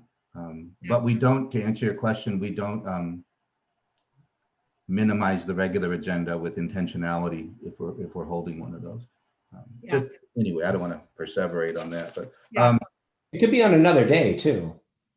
yes, we do that when there's, the facilities master plan, or we're going to refinance the bond, or, Mhm. because I have to learn about bonds every time they talk about them. So, So before we go on real fast, is everyone on the board good if we maybe try this out 1 or 2 times and then we'll do a check-in and say, hey, did we like that? Did we not like that? Is that good with everybody? and let me just emphasize, it's introduction of a subject, and maybe a subject matter expert internally or externally gives a talk for like 10 minutes, and then it's just supposed to be open discussion. Discussion. Yeah. So maybe that's how we should have been approaching our equity Yes. things. Well, Yeah. but if we always do equity and not another discussion topic. No, but what I'm saying is, if there's some focus of equity. It sounds similar, right? Yeah, Yeah, similar, just a longer thing. I can foresee that we're going to have one or more of these, if not a separate meeting, talking about the opportunities from this disruption going forward. That's the kind of open discussion Yeah. topic. Oh, that would be fun. See, you can do it if it's engaging. If it brings you, if the discussion has an opportunity to bring you to a different place. It does. It does. So And then it brings energy rather than sucks it.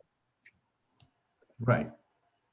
We have about 25 minutes, and I'm wondering how you would like to focus the rest of our time, whether there's something else to glean from this sheet, whether you want to talk about, I said at the beginning, minimal outcomes should be, if you're going to be holding more of these kinds of meetings, what you want to put on the to-do list as subjects for future meetings. It can be, we're done talking and let's check out. It can be, this is your meeting. So what's your pleasure? Well, I also appreciate the ideas that came from this. I mean, I like the informal social gatherings, and that was an interesting meeting. It could be like an after work coffee, Yep. or lunch. Yeah, because I don't mean to wax on about my board, but we really enjoy seeing each other, and you guys seem to be that way too. And the regular meetings is just not Been satisfying. yeah. That's the reason why I feel so much more that we're not talking to one another. Yeah. Well, even if you were in person, the regular meeting, you get the business done. I mean, Well, but there's the informal gathering before, and then there's some informal gathering afterwards, and then you're going out to other activities, and we just don't. I think of it as like the touch points, right? We used to have a lot more touch points to just connect and build relationships. And it's right because you have to be the touch point to be more intentional, and the touch points are only over Zoom, and Zoom's only that great, right? Like I can't touch I'd it. say it actually sounds more fun because, you know, lately my days have been turning into just like, I have to say, like, there have been some Thursdays that some weeks where I'm just like approaching the Thursdays with dread because I know when I wake up that morning, it's just like a list of to-dos and it's just a long, long day for me. And it's kind of uninspiring. And I really don't like that too. Because this service used to be so much more engaging and exciting for me. And lately it's just been, chore. I have to say, I'm being honest here on that. And that's just me. Well, it excites me to find something that you may that you are finding will engage you. It's really hard after a while to find different mechanisms for motivation, and so I'm happy to explore those options, at least in the short term, to see how they work. And we do need to have fun. I mean, team, a real sign of a healthy organization is to be in a celebratory mode and have affiliative time, and it just hasn't happened. Yes, Yeah, several of you put on, the qualities that the public wants to see, in addition to all the obvious ones, sense of humor, which has been hard this year. So yeah. you're starting to say something, Jeff. Oh, I was just gonna kind of defend what I was saying earlier before. It's just the passion for the kids and everything. It's still there. I'm still right there with the mission, but this year's just been so tough. Like you were saying, it's just been draining of humor, distance, everything. I mean, yeah, it's like you all are like part of my family, Right. and it's like I haven't even seen my own family for a year. So it's just tough. it will be great to be in person again. I have found that when our closed sessions end and the president gavels it, we all want to stay after for like another half hour and just chat, which we often do because we're starved for the association. A little while ago, Bridget was talking about our meetings. I don't remember exactly what you were saying, but it got me to thinking, we've only really had like 1 or 2 routine meetings this year where there wasn't something just present and urgent and just pressing, right? Something hard. There was a timeline and new. There were a couple of them. And I remember staff, at least at the end of those meetings, would say, hey, that was pretty good. Like that felt pretty good. And I have to say, this one feels that way too, right? I mean, because there's nothing urgent tonight, right? I mean, we're just building and we have a growth mindset. So I don't know, like more of this. Yeah, when things were normal and I was giving these governance workshops, I pointed out, this is an overstatement, but other than sort of mandatory budget, first interim, second interim, proposed budget, adopted budget, and LCAP and a few other things, other than local imperatives, there's not often an urgency where you have to do something and resolve something at that board meeting, right? When you think about it. And for a lot of board members, that was like, that was an aha moment. So what about, I don't know what your plans are, but if you're going to hold more of these, and I urge you to do so, just be able to talk, what and maybe you want to think about it, what kind of subjects, format, et cetera, going forward. Anything that came up tonight saying, I'd like to talk more about that, or let's explore that further, or other subjects? Well, I would like to explore further about board meetings and the different types of board meetings, and see if we can in public engagement and define that, because I noticed that, and I'm noticing that because everything is on Zoom and they see us on Zoom, they think it's all the same. So in addition to us defining what type of meeting we're holding, whether it's the district or the board, we need to make sure that we're communicating the purpose of this meeting, and explore how we want to use the discussion, where planning with intentionality, the forum kind of thing, but also communicating to the public as well. What is the purpose of why we are gathering, and what is your role and responsibility, and what staff role or responsibility, and just have that feedback loop. Great. Anybody else? I like the idea of keeping it open, and I don't want to say too much like philosophical, but I mean, I was going to say, I hate being a pessimist on this one too, but one thing to watch out for is, I mean, we've been victimized with that study session where we were just talking about ideas about overcrowding one of our schools and possible solutions. And I think we actually, like, one of the proposals, which I don't think it was even where we were going to go, was about redistricting. And oh my Lord, reaction we got from it was crazy. I mean, we had meetings upon meetings to discuss something that wasn't even the suggestion. You hit the third rail, though. Oh Before I was God. on the board, right? This is about Yeah, this is before you were on the. We had people picketing the district office. Cumberland and Vargas and all that. Yeah. And we had to move on, or the petition from people in Louisiana were signing off on it, telling us how much of an idiot we were and things like that. It's just, I just want to make sure we don't touch on that rail again, right? Just. Oh no, that's what I'm saying. Just understanding, a discussion about how we're looking at the types of meetings rather than. Oh, God. I had to censor myself so much on that. I wanted to stand up in some of those meetings and say, "Okay, dummies, we're not talking about that." That was amazing.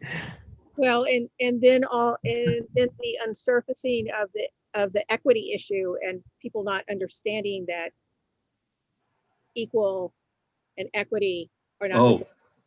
Yeah. I mean, that was about the only good thing out of that whole conversation that came up was actually a bad thing. I mean, how many of my community members used those kids, their conversations? That was just unnerving. No, and I think we still have, I think that's where a big part of our work lies. Like, when I think about the students who are thinking of themselves as like in that article, Nice White Parents, where the kids are walking around the schools going, this school is so awesome because now we're here. I know that we have that going on in our school system right now, whether it's through just in our middle schools, right? Like where the kids are aware of what elementary schools they've come from and what their status is. So we have a lot of that thinking that the teachers and the staff spend a lot of time unwinding. And I think that's going to be the big challenge, right? Like if we say something like we want to, and that's why I sort of feel like if we have a conversation about reinventing things and schedules, like, oh, I think Mike, you said that when I talked to you the other day, you said, yeah, and the reinventing a schedule at a middle school is really hard, and all about scheduling or whatever.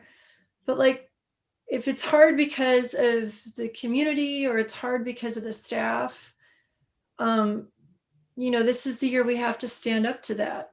I think, I'm hoping this board is ready to do that, because there are going to be a lot of conversations around whether it's changing a schedule or whatever, if we're really pushing on, hey, we think every kid in our district should have this.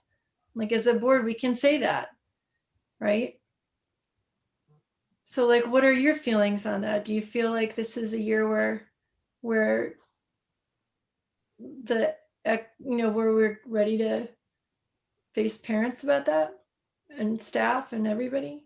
I think the remainder of this semester, and I think I touched on this in the last meeting, I think there has to be a lot of conversations among our staff, a lot of reflection on the quality of instruction, or I don't want to say that, just being able to really look at how much of the lesson objectives have our students acquired this year.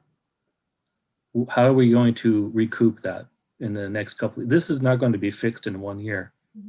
It's going to be a ripple effect of what we have to do to recoup it, and it's going to be a restructuring of our own lessons. How do we, cycle back and touch those touch points? But my real concern, and I know I mentioned this last meeting as well, is those kids that are actually in the unfortunate situation where they're matriculating up to high school. My experience with high school teachers, I call it the carnival ride syndrome. They go into that classroom and you must be this tall to ride. And if you're not at that level, well, shouldn't have bought the ticket. And they have no mercy. I mean, I'm not trying to speak to Fremont Union High School District so much. It's just, this is kind of a high school teacher attitude that I've seen, I've witnessed, I've experienced, I've beaten my head across on, and prevented myself from strangling others over. I think whoever the power is that be every day that I'm a K-8 district.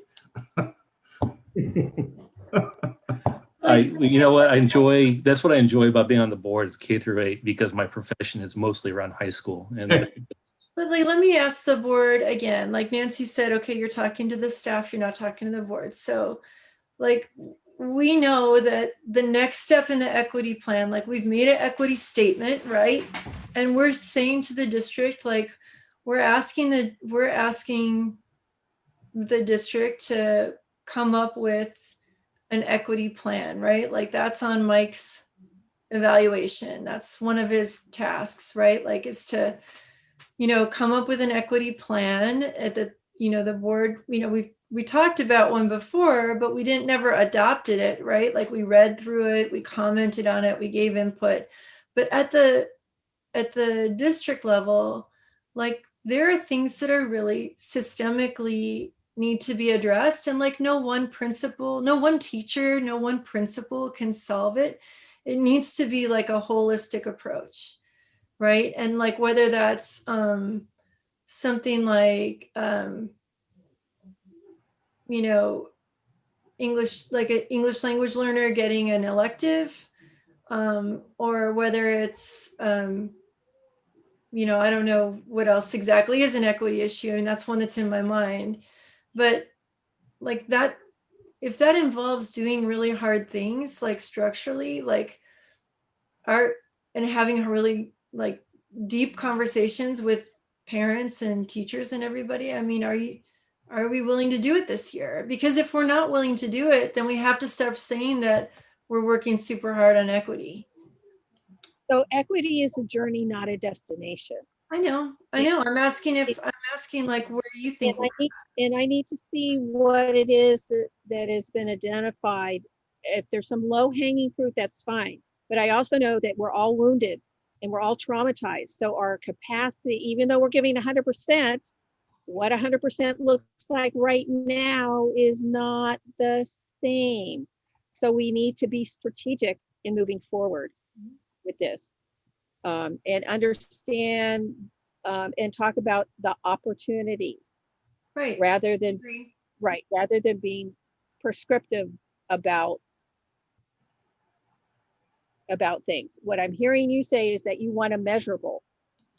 No, what I want to know is like if we're talking about reopening school and what does reopening school look like, and we understand that there are some things that, like, you guys have been on the board for years, like you probably know there's some things that you've always wanted to change, but you're like, wow, we can't really, that is a third rail, or that is something we know it's wrong, but we can't do anything about it. Like, I'm saying, is this the time to question it? Like, to really Would get you at the like a answer. study session on the equity plan, the progress of the equity plan?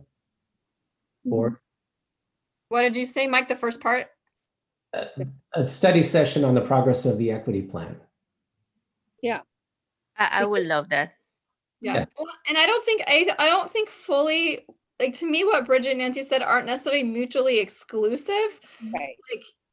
Like I think, so what my answer to Bridget's question is yes, I am ready to like take on and willing to have those hard conversations with each other and with our community and make the hard decisions. So that answer is yes.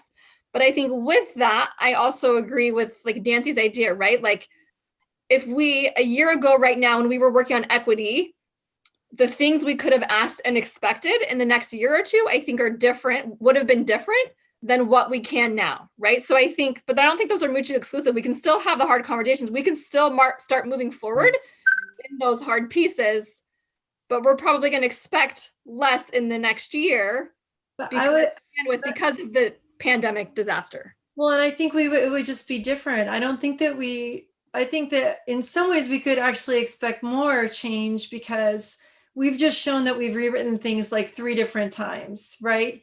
And I don't want people to have to go through that again, but if we're going to if what we're going to have to go back to in the fall, like when I say back, I don't know what that looks like. But if we're going to be resuming instruction in the fall or resuming school, like, when what Nicole Anderson says, doing school, if we're going to resume something in the fall, then we have an opportunity to say, like, to look at that a little more holistically than maybe in a normal year, because in a normal year, it'd be super weird to go in and say, like, we should look at this whole area, and I know it, like. So I want to, Greg's original question was around, I think, around the journey for board development. And what is our next step on that? Then we kind of are veering towards potential study session topics, which is great, which is something else we should talk about. But should we talk about what's the next step with board development? We actually have 2 meetings on the schedule. We have one in February, one in April, which is nice. We could spend a whole meeting on that. We could spend part of a meeting on that. We could have a different meeting time. Mike, when you're saying that, what are you meaning that? Sorry, I'm not. Board development. But so you're just being broad. You're not meaning a specific topic. Right. So I think there's board development, in my view, is what we are doing tonight. What we were just talking about is a study session on equity, which is super important too. So we have limited time. We can always add meetings, but there's a limit, right? So like, where do we want to put those pieces, and what do we want to focus on, particularly in board development, since Greg's here? Mike, this is a minor thing, and I make the mistake too, but I always refer to it as governance team development. Right. I want to include myself. I would love to have that meeting, also that special session about the equity, to see, to get a broader history of what you guys, each of you think it is, and what are your personal hopes, and what are the changes, what needed to be changed last year that has been or still had no opportunity. I would love to to go deep into that and see like something changed from last year that you guys want to do now that you didn't know it was needed, something that you realized like, oh my God, we didn't do this, why we didn't see it. And I see also in the when you say about now that we're going to start again, and we had like, well, and nobody wanted to have some sort of gap year in person instruction, but we kind of had a weird gap year in personal instructions and the school. I remember that Shaman, for example, she's also new, and she came with ideas and she wanted little by little implement things. And as you say, now that we're going back, is a good time to start all the things that we were afraid to change before, like, you know, doing the same schedule that CMS has in SMS, so many other things, like all these things that are related with equity and big changes that it was very complicated to add before. Maybe, as you say, now is it the time, or is just gonna mess up everything and make it way more complicated than it should? So The real battle is people are going to want to return to normal. And I don't know if we ever can again, because we have a lot of work ahead of us. And I mean, to answer, I think Bridget's question earlier is, you know, I'm ready. There's going to be, you know, it's going to be hard, but if it's the right thing, and as long as we are, I think it would be good to discuss our why behind it as often as possible to make it relevant. I think we should start now because we do have some time before those changes go into effect. But I want to, and I know we're closing on time a little bit, but and I didn't want to interrupt Nancy. I'm sorry, but I kind of wanted to share an observation. This is totally qualitative data, but I've talked to some of the kids that are coming in to my school for the short period of time that might have it. And as I was talking to them, I came to a realization, it's kind of focused my questions as I'm coming down to kids. I've encountered this more often than I would like to as an educator. But I've had kids in November and December that have pretty much marked in really good attendance on Zoom with their schools, and cannot name a single adult in their school to me when I ask them. And they're so behind academically, and yet they attended. They're marked present every day. The teachers in front of them in Zoom, I presume, and they probably have the name there, can't name them. And then I've been trying to bridge that, you know, calling the districts up as they go back and saying, hey, reach out to that kid, because, oh my, that's wrong. In November, December, you can't name a single adult in your school. And there's an equity piece there too. I mean, when you start looking at, and I think, you know, I might be saying something that would probably be, I don't know if it would be taken out of context. It might upset some people. I think we have a lot of educators who like to think themselves pretty sensitive and connected. And I'm not saying they're at fault on this, but the dynamic of this educational experience the last year has been so different that I think the old skills that they relied on to make those connections are out the window. And I think but I don't know if they see it. In fact, I would say they don't. And I think that's the kind of internal equity issue that we need to really, the awareness that we need to start bringing up, is that some of these beliefs that we have of our own bias is, I think if we do a little reflection as a staff, individually and collectively, I think we can start really seeing where that bias is coming from. So I think I want to have a board development meeting in February, and I want to have this courageous conversation in February.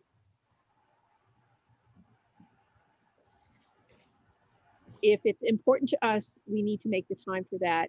I think I will we're second that. still getting to know one another. So it's not an either or, it's an and. Because if we front load this of understanding where we're coming from, getting agreement about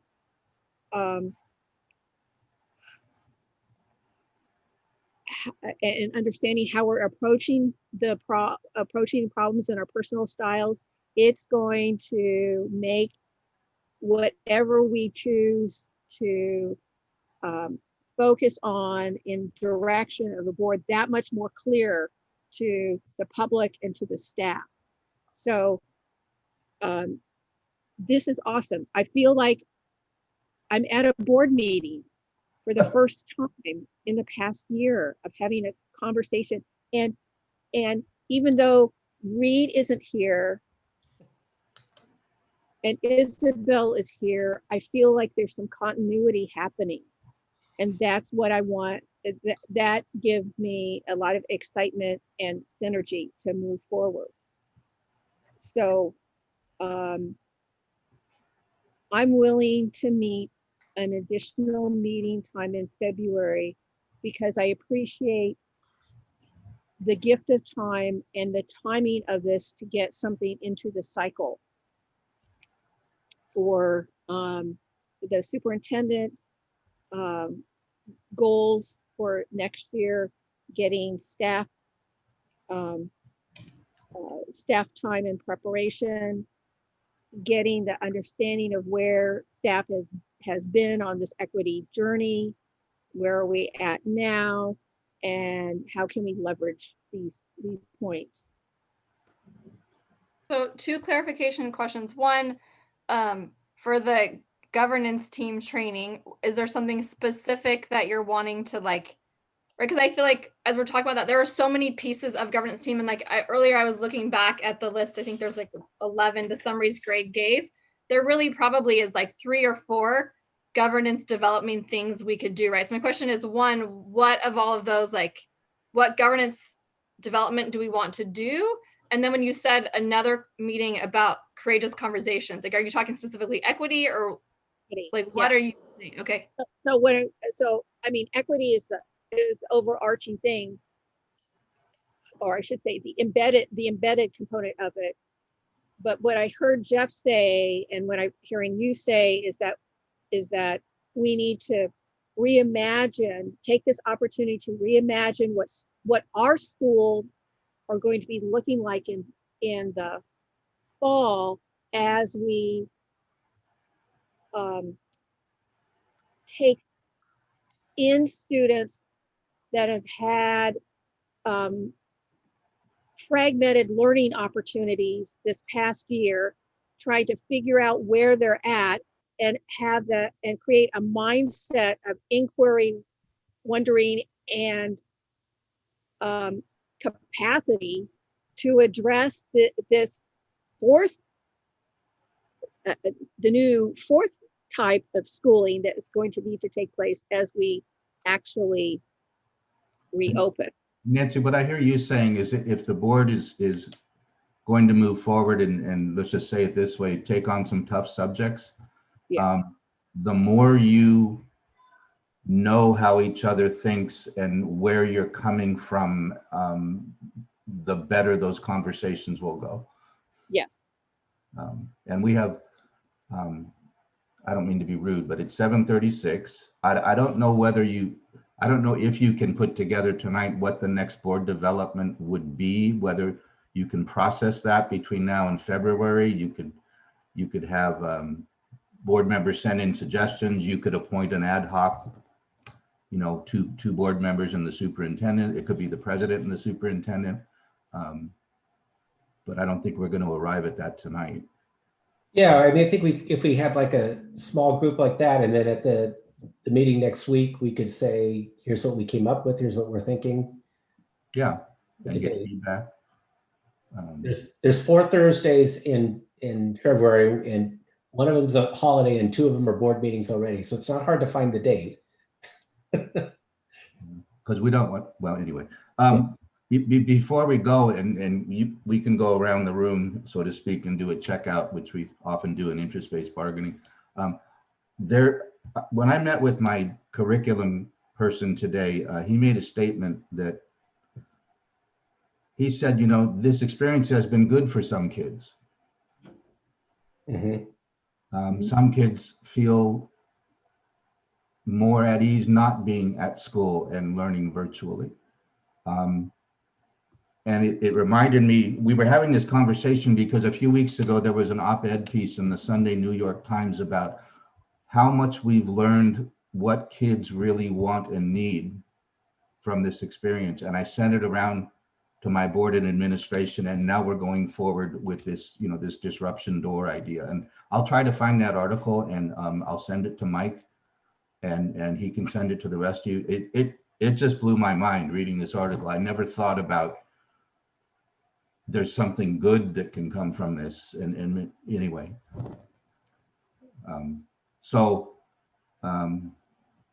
we can end the meeting and say thank you very much. We can go around and give a 1-minute checkout if you know what that is. Mike, do you want to do that, or Yeah, Michelle? let's check out. I think that. Why don't you model Mike, and then we'll go around the room. Okay. Well, I said it a little bit already, and Nancy kind of said it too. This feels like a meeting because there's not the urgency, but there's ability to process and to get to know each other and how we think and operate. And what I appreciate is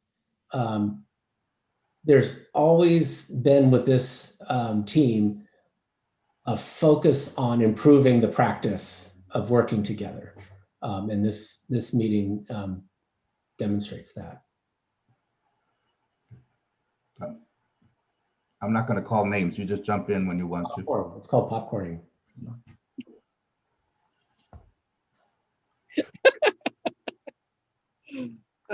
Maybe I will call names. Wait time, Greg. You have to have wait time. All right, Michelle, you go next. We'll say, so I don't, this isn't necessarily a final thing, but this was just something that I wanted to share tonight that I didn't get a chance. So I'm going to just throw this out. So this would be I'm kind of connected when we were talking earlier about kind of governance team stuff. So this would be not like the next one we do, but I think one that I would love to see, and this kind of comes from, Bridget was talking about earlier, as Bridget and I were talking earlier this week. It's something that I've been thinking about a while, and then as her and I talked, I kind of came to this summary process of what I would love. So we talked about that idea. So it's kind of the idea of better understanding our role and being I don't know, not efficient or effective, but the best we can. So kind of in the context of our responsibility, right, is to hold accountable, right? So whether you want to say that putting feet to the fire a little bit, or being a warm demander was something Bridget and I talked about, but the idea of having so the idea of being a warm demander, maybe there's another better phrase to use, but with that, empowering and inspiring, right? So I would love a training if there's someone who is an expert on helping us know how we can best do that, right? And I know a lot of it will have to do with the questions we ask, the way we ask things, but that's something that I would love maybe later in the spring, if other board members are interested, we can talk about it more later. But that idea of essentially, right, be trained on how we can be the best warm demanders who inspire and empower. It's kind What is that phrase, demanders? What demanders? A warm demander. So it actually, Bridget was saying that came because Bridget used to be a teacher in the district. So it was actually a training Mike gave teachers. But that idea, and I don't know, Mike, when I was talking to you earlier this week, there's that phrase of warm demander. There's also that phrase of you want to hold staff's feet to the fire, but just a little bit, right? Enough to spark and excite them, but not so much that you burn them. And then I feel Mike, you had another phrase that could be used for that. I don't remember what I thought before, but ZPD, zone of proximal development, comes to mind. That's that sweet spot where people aren't overloaded, but they're ready to learn, right? Just that, yeah.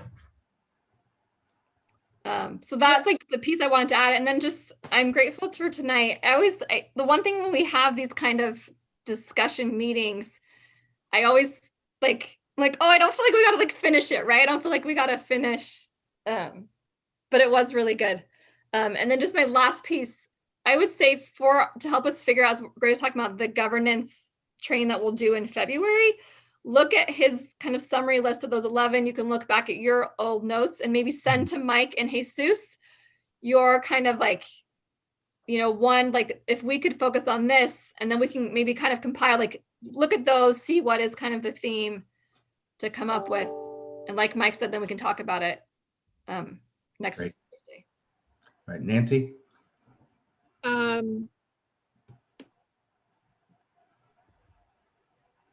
I feel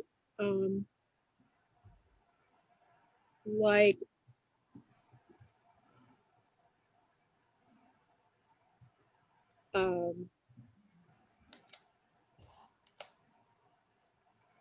I've connected. It's a really moving from the tumult in December to January and thinking about my role as an elected official in my community got upended. And I wondered, you know, I thought about the oath of office again. And the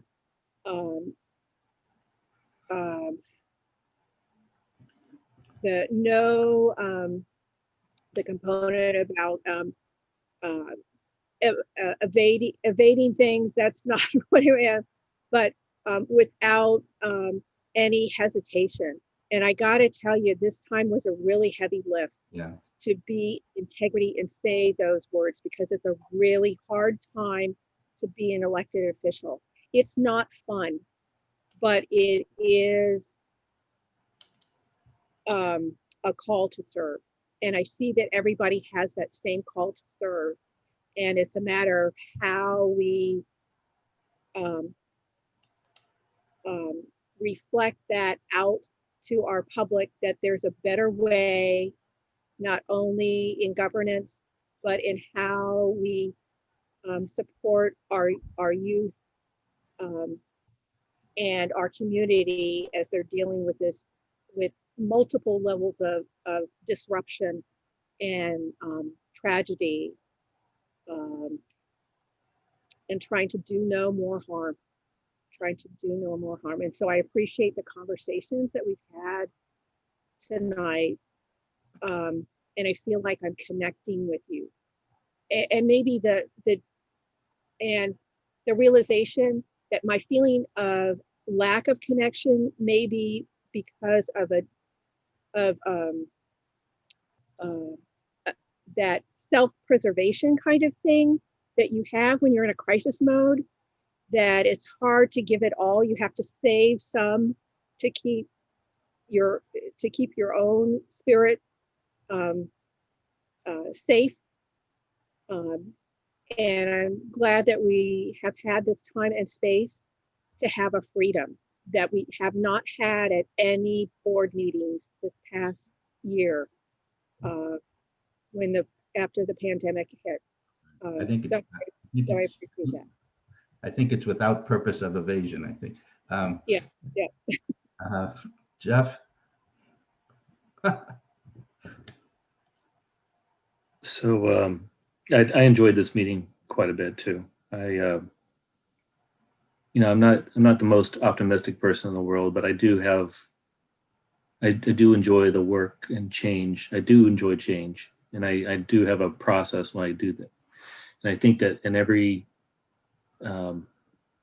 disaster and areas of destruction, I've actually seen opportunities, and I've kind of prided myself on that. Now, with that said, this whole thing has been a lot more trying than I thought going into it. And I do worry about our staff quite a bit, as much as the children. You know, I think the students are primary concern. And I do worry about the staff, because I like I said, when I said that you all feel like our family, I do extend that off to our, the rest of the community as well. But I think when this all started, there was a phrase that was repeated among many teachers when they were speaking to us that I actually made a note, and I was going to ask Mike about it to see how much of a murmur this was, because it was repeated so often. I can almost tell that it was like, you know, I think the worst place when I was a teacher, the worst place for me was always the teacher lounge, because that's where I found the most embittered teachers that would throw out all kinds of toxic messages to me. So I always kind of hunkered more in my classroom and surrounded myself with my own little niche of other teachers. But and I don't know if that's where it coming from or if that was more of a wider message. But I kind of got a sense that we were turtling up into a closed mindset instead of a growth mindset. And I don't know if that's where they normally are, or if that's just sort of a condition of the situation that we're in. And I think that in our discussions, I'm wondering if we need to take that into account and how we're going to build up the endurance or the excitement in this. Because I feel when I have moments like this, I feel pretty lifted up. And I think it's because I do have a passion for the topic. And I'm wondering if that's something that our community needs as well. And it might be a challenge. I'm handing more over to Mike and his staff, but I do worry about it though. Because like I said, I think we're having this tendency where we're trying to go back to normal in a very abnormal situation. We're doing everything we can to try to go back to our own procedures, and a lot is being missed in that process. A lot of kids are being missed in that process. And I would love to have the opportunity to I don't want to repeat the phrase, and if Mike really wants to know what the phrase is, we'll talk on the phone, because I do want to tell him, because I want to make sure he. I want to know what the phrase is. You can't Does everybody want to know really? I mean, the phrase that I heard was toxic positivity. Oh, I thought if you didn't say it, I was gonna say, oh, that's what I Yeah. think I'm hearing a lot of now too. I heard that over and over again, and I made a note of it, and I was going to ask about it, but that was something that I could tell has been whispered among groups, you know, and I don't know where that came from. I got the impression they were kind of tired of district level staff kind of trying to put a positive spin on everything. But to me, that was a way of where I almost saw the mindset just kind of close up all messages.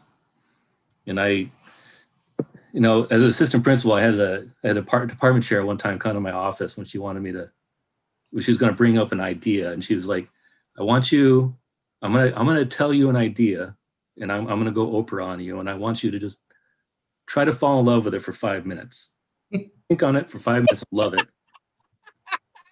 And then I'm going to walk away, and then you can come back and tell me your answer, you know. And I really appreciated that, because I think my knee-jerk reaction was like, oh, no. But then I started thinking about it, it ended up being a no, but I actually ended up, 5 minutes.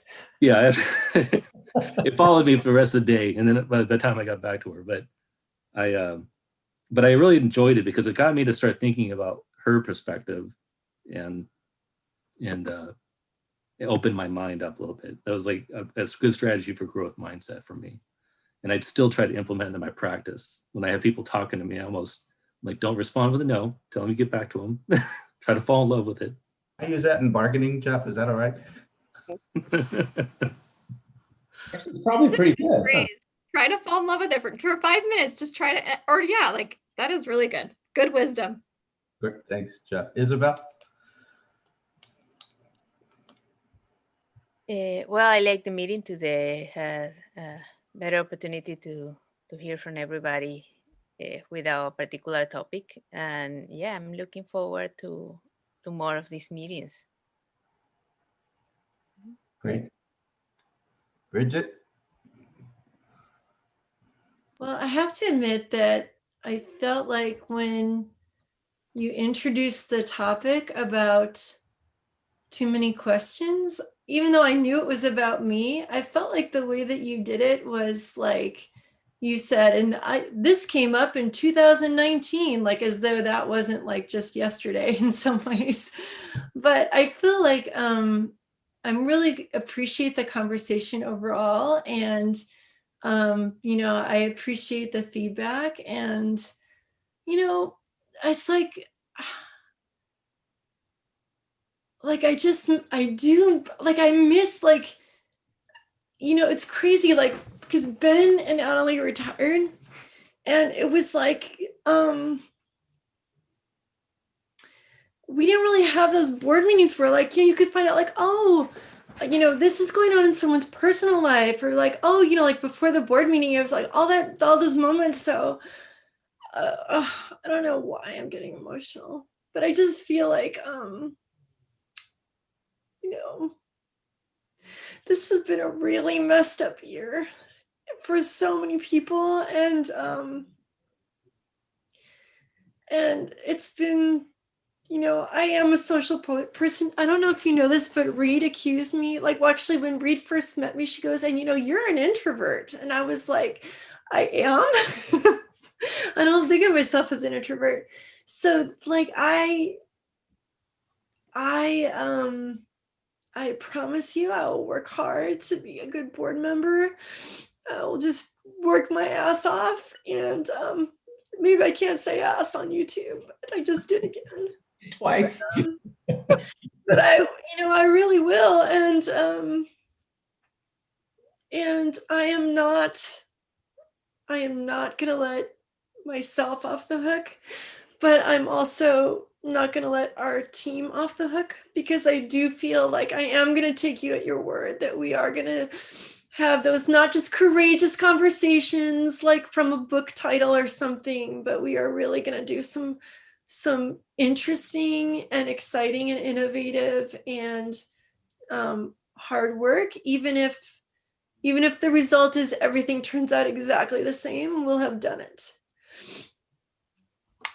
So Bridget, you used a word that distressed Swear me. word? The swear word? No. Oh no, I've been in the Navy. That was nothing. Believe me, that was nothing. But you used the word good. And that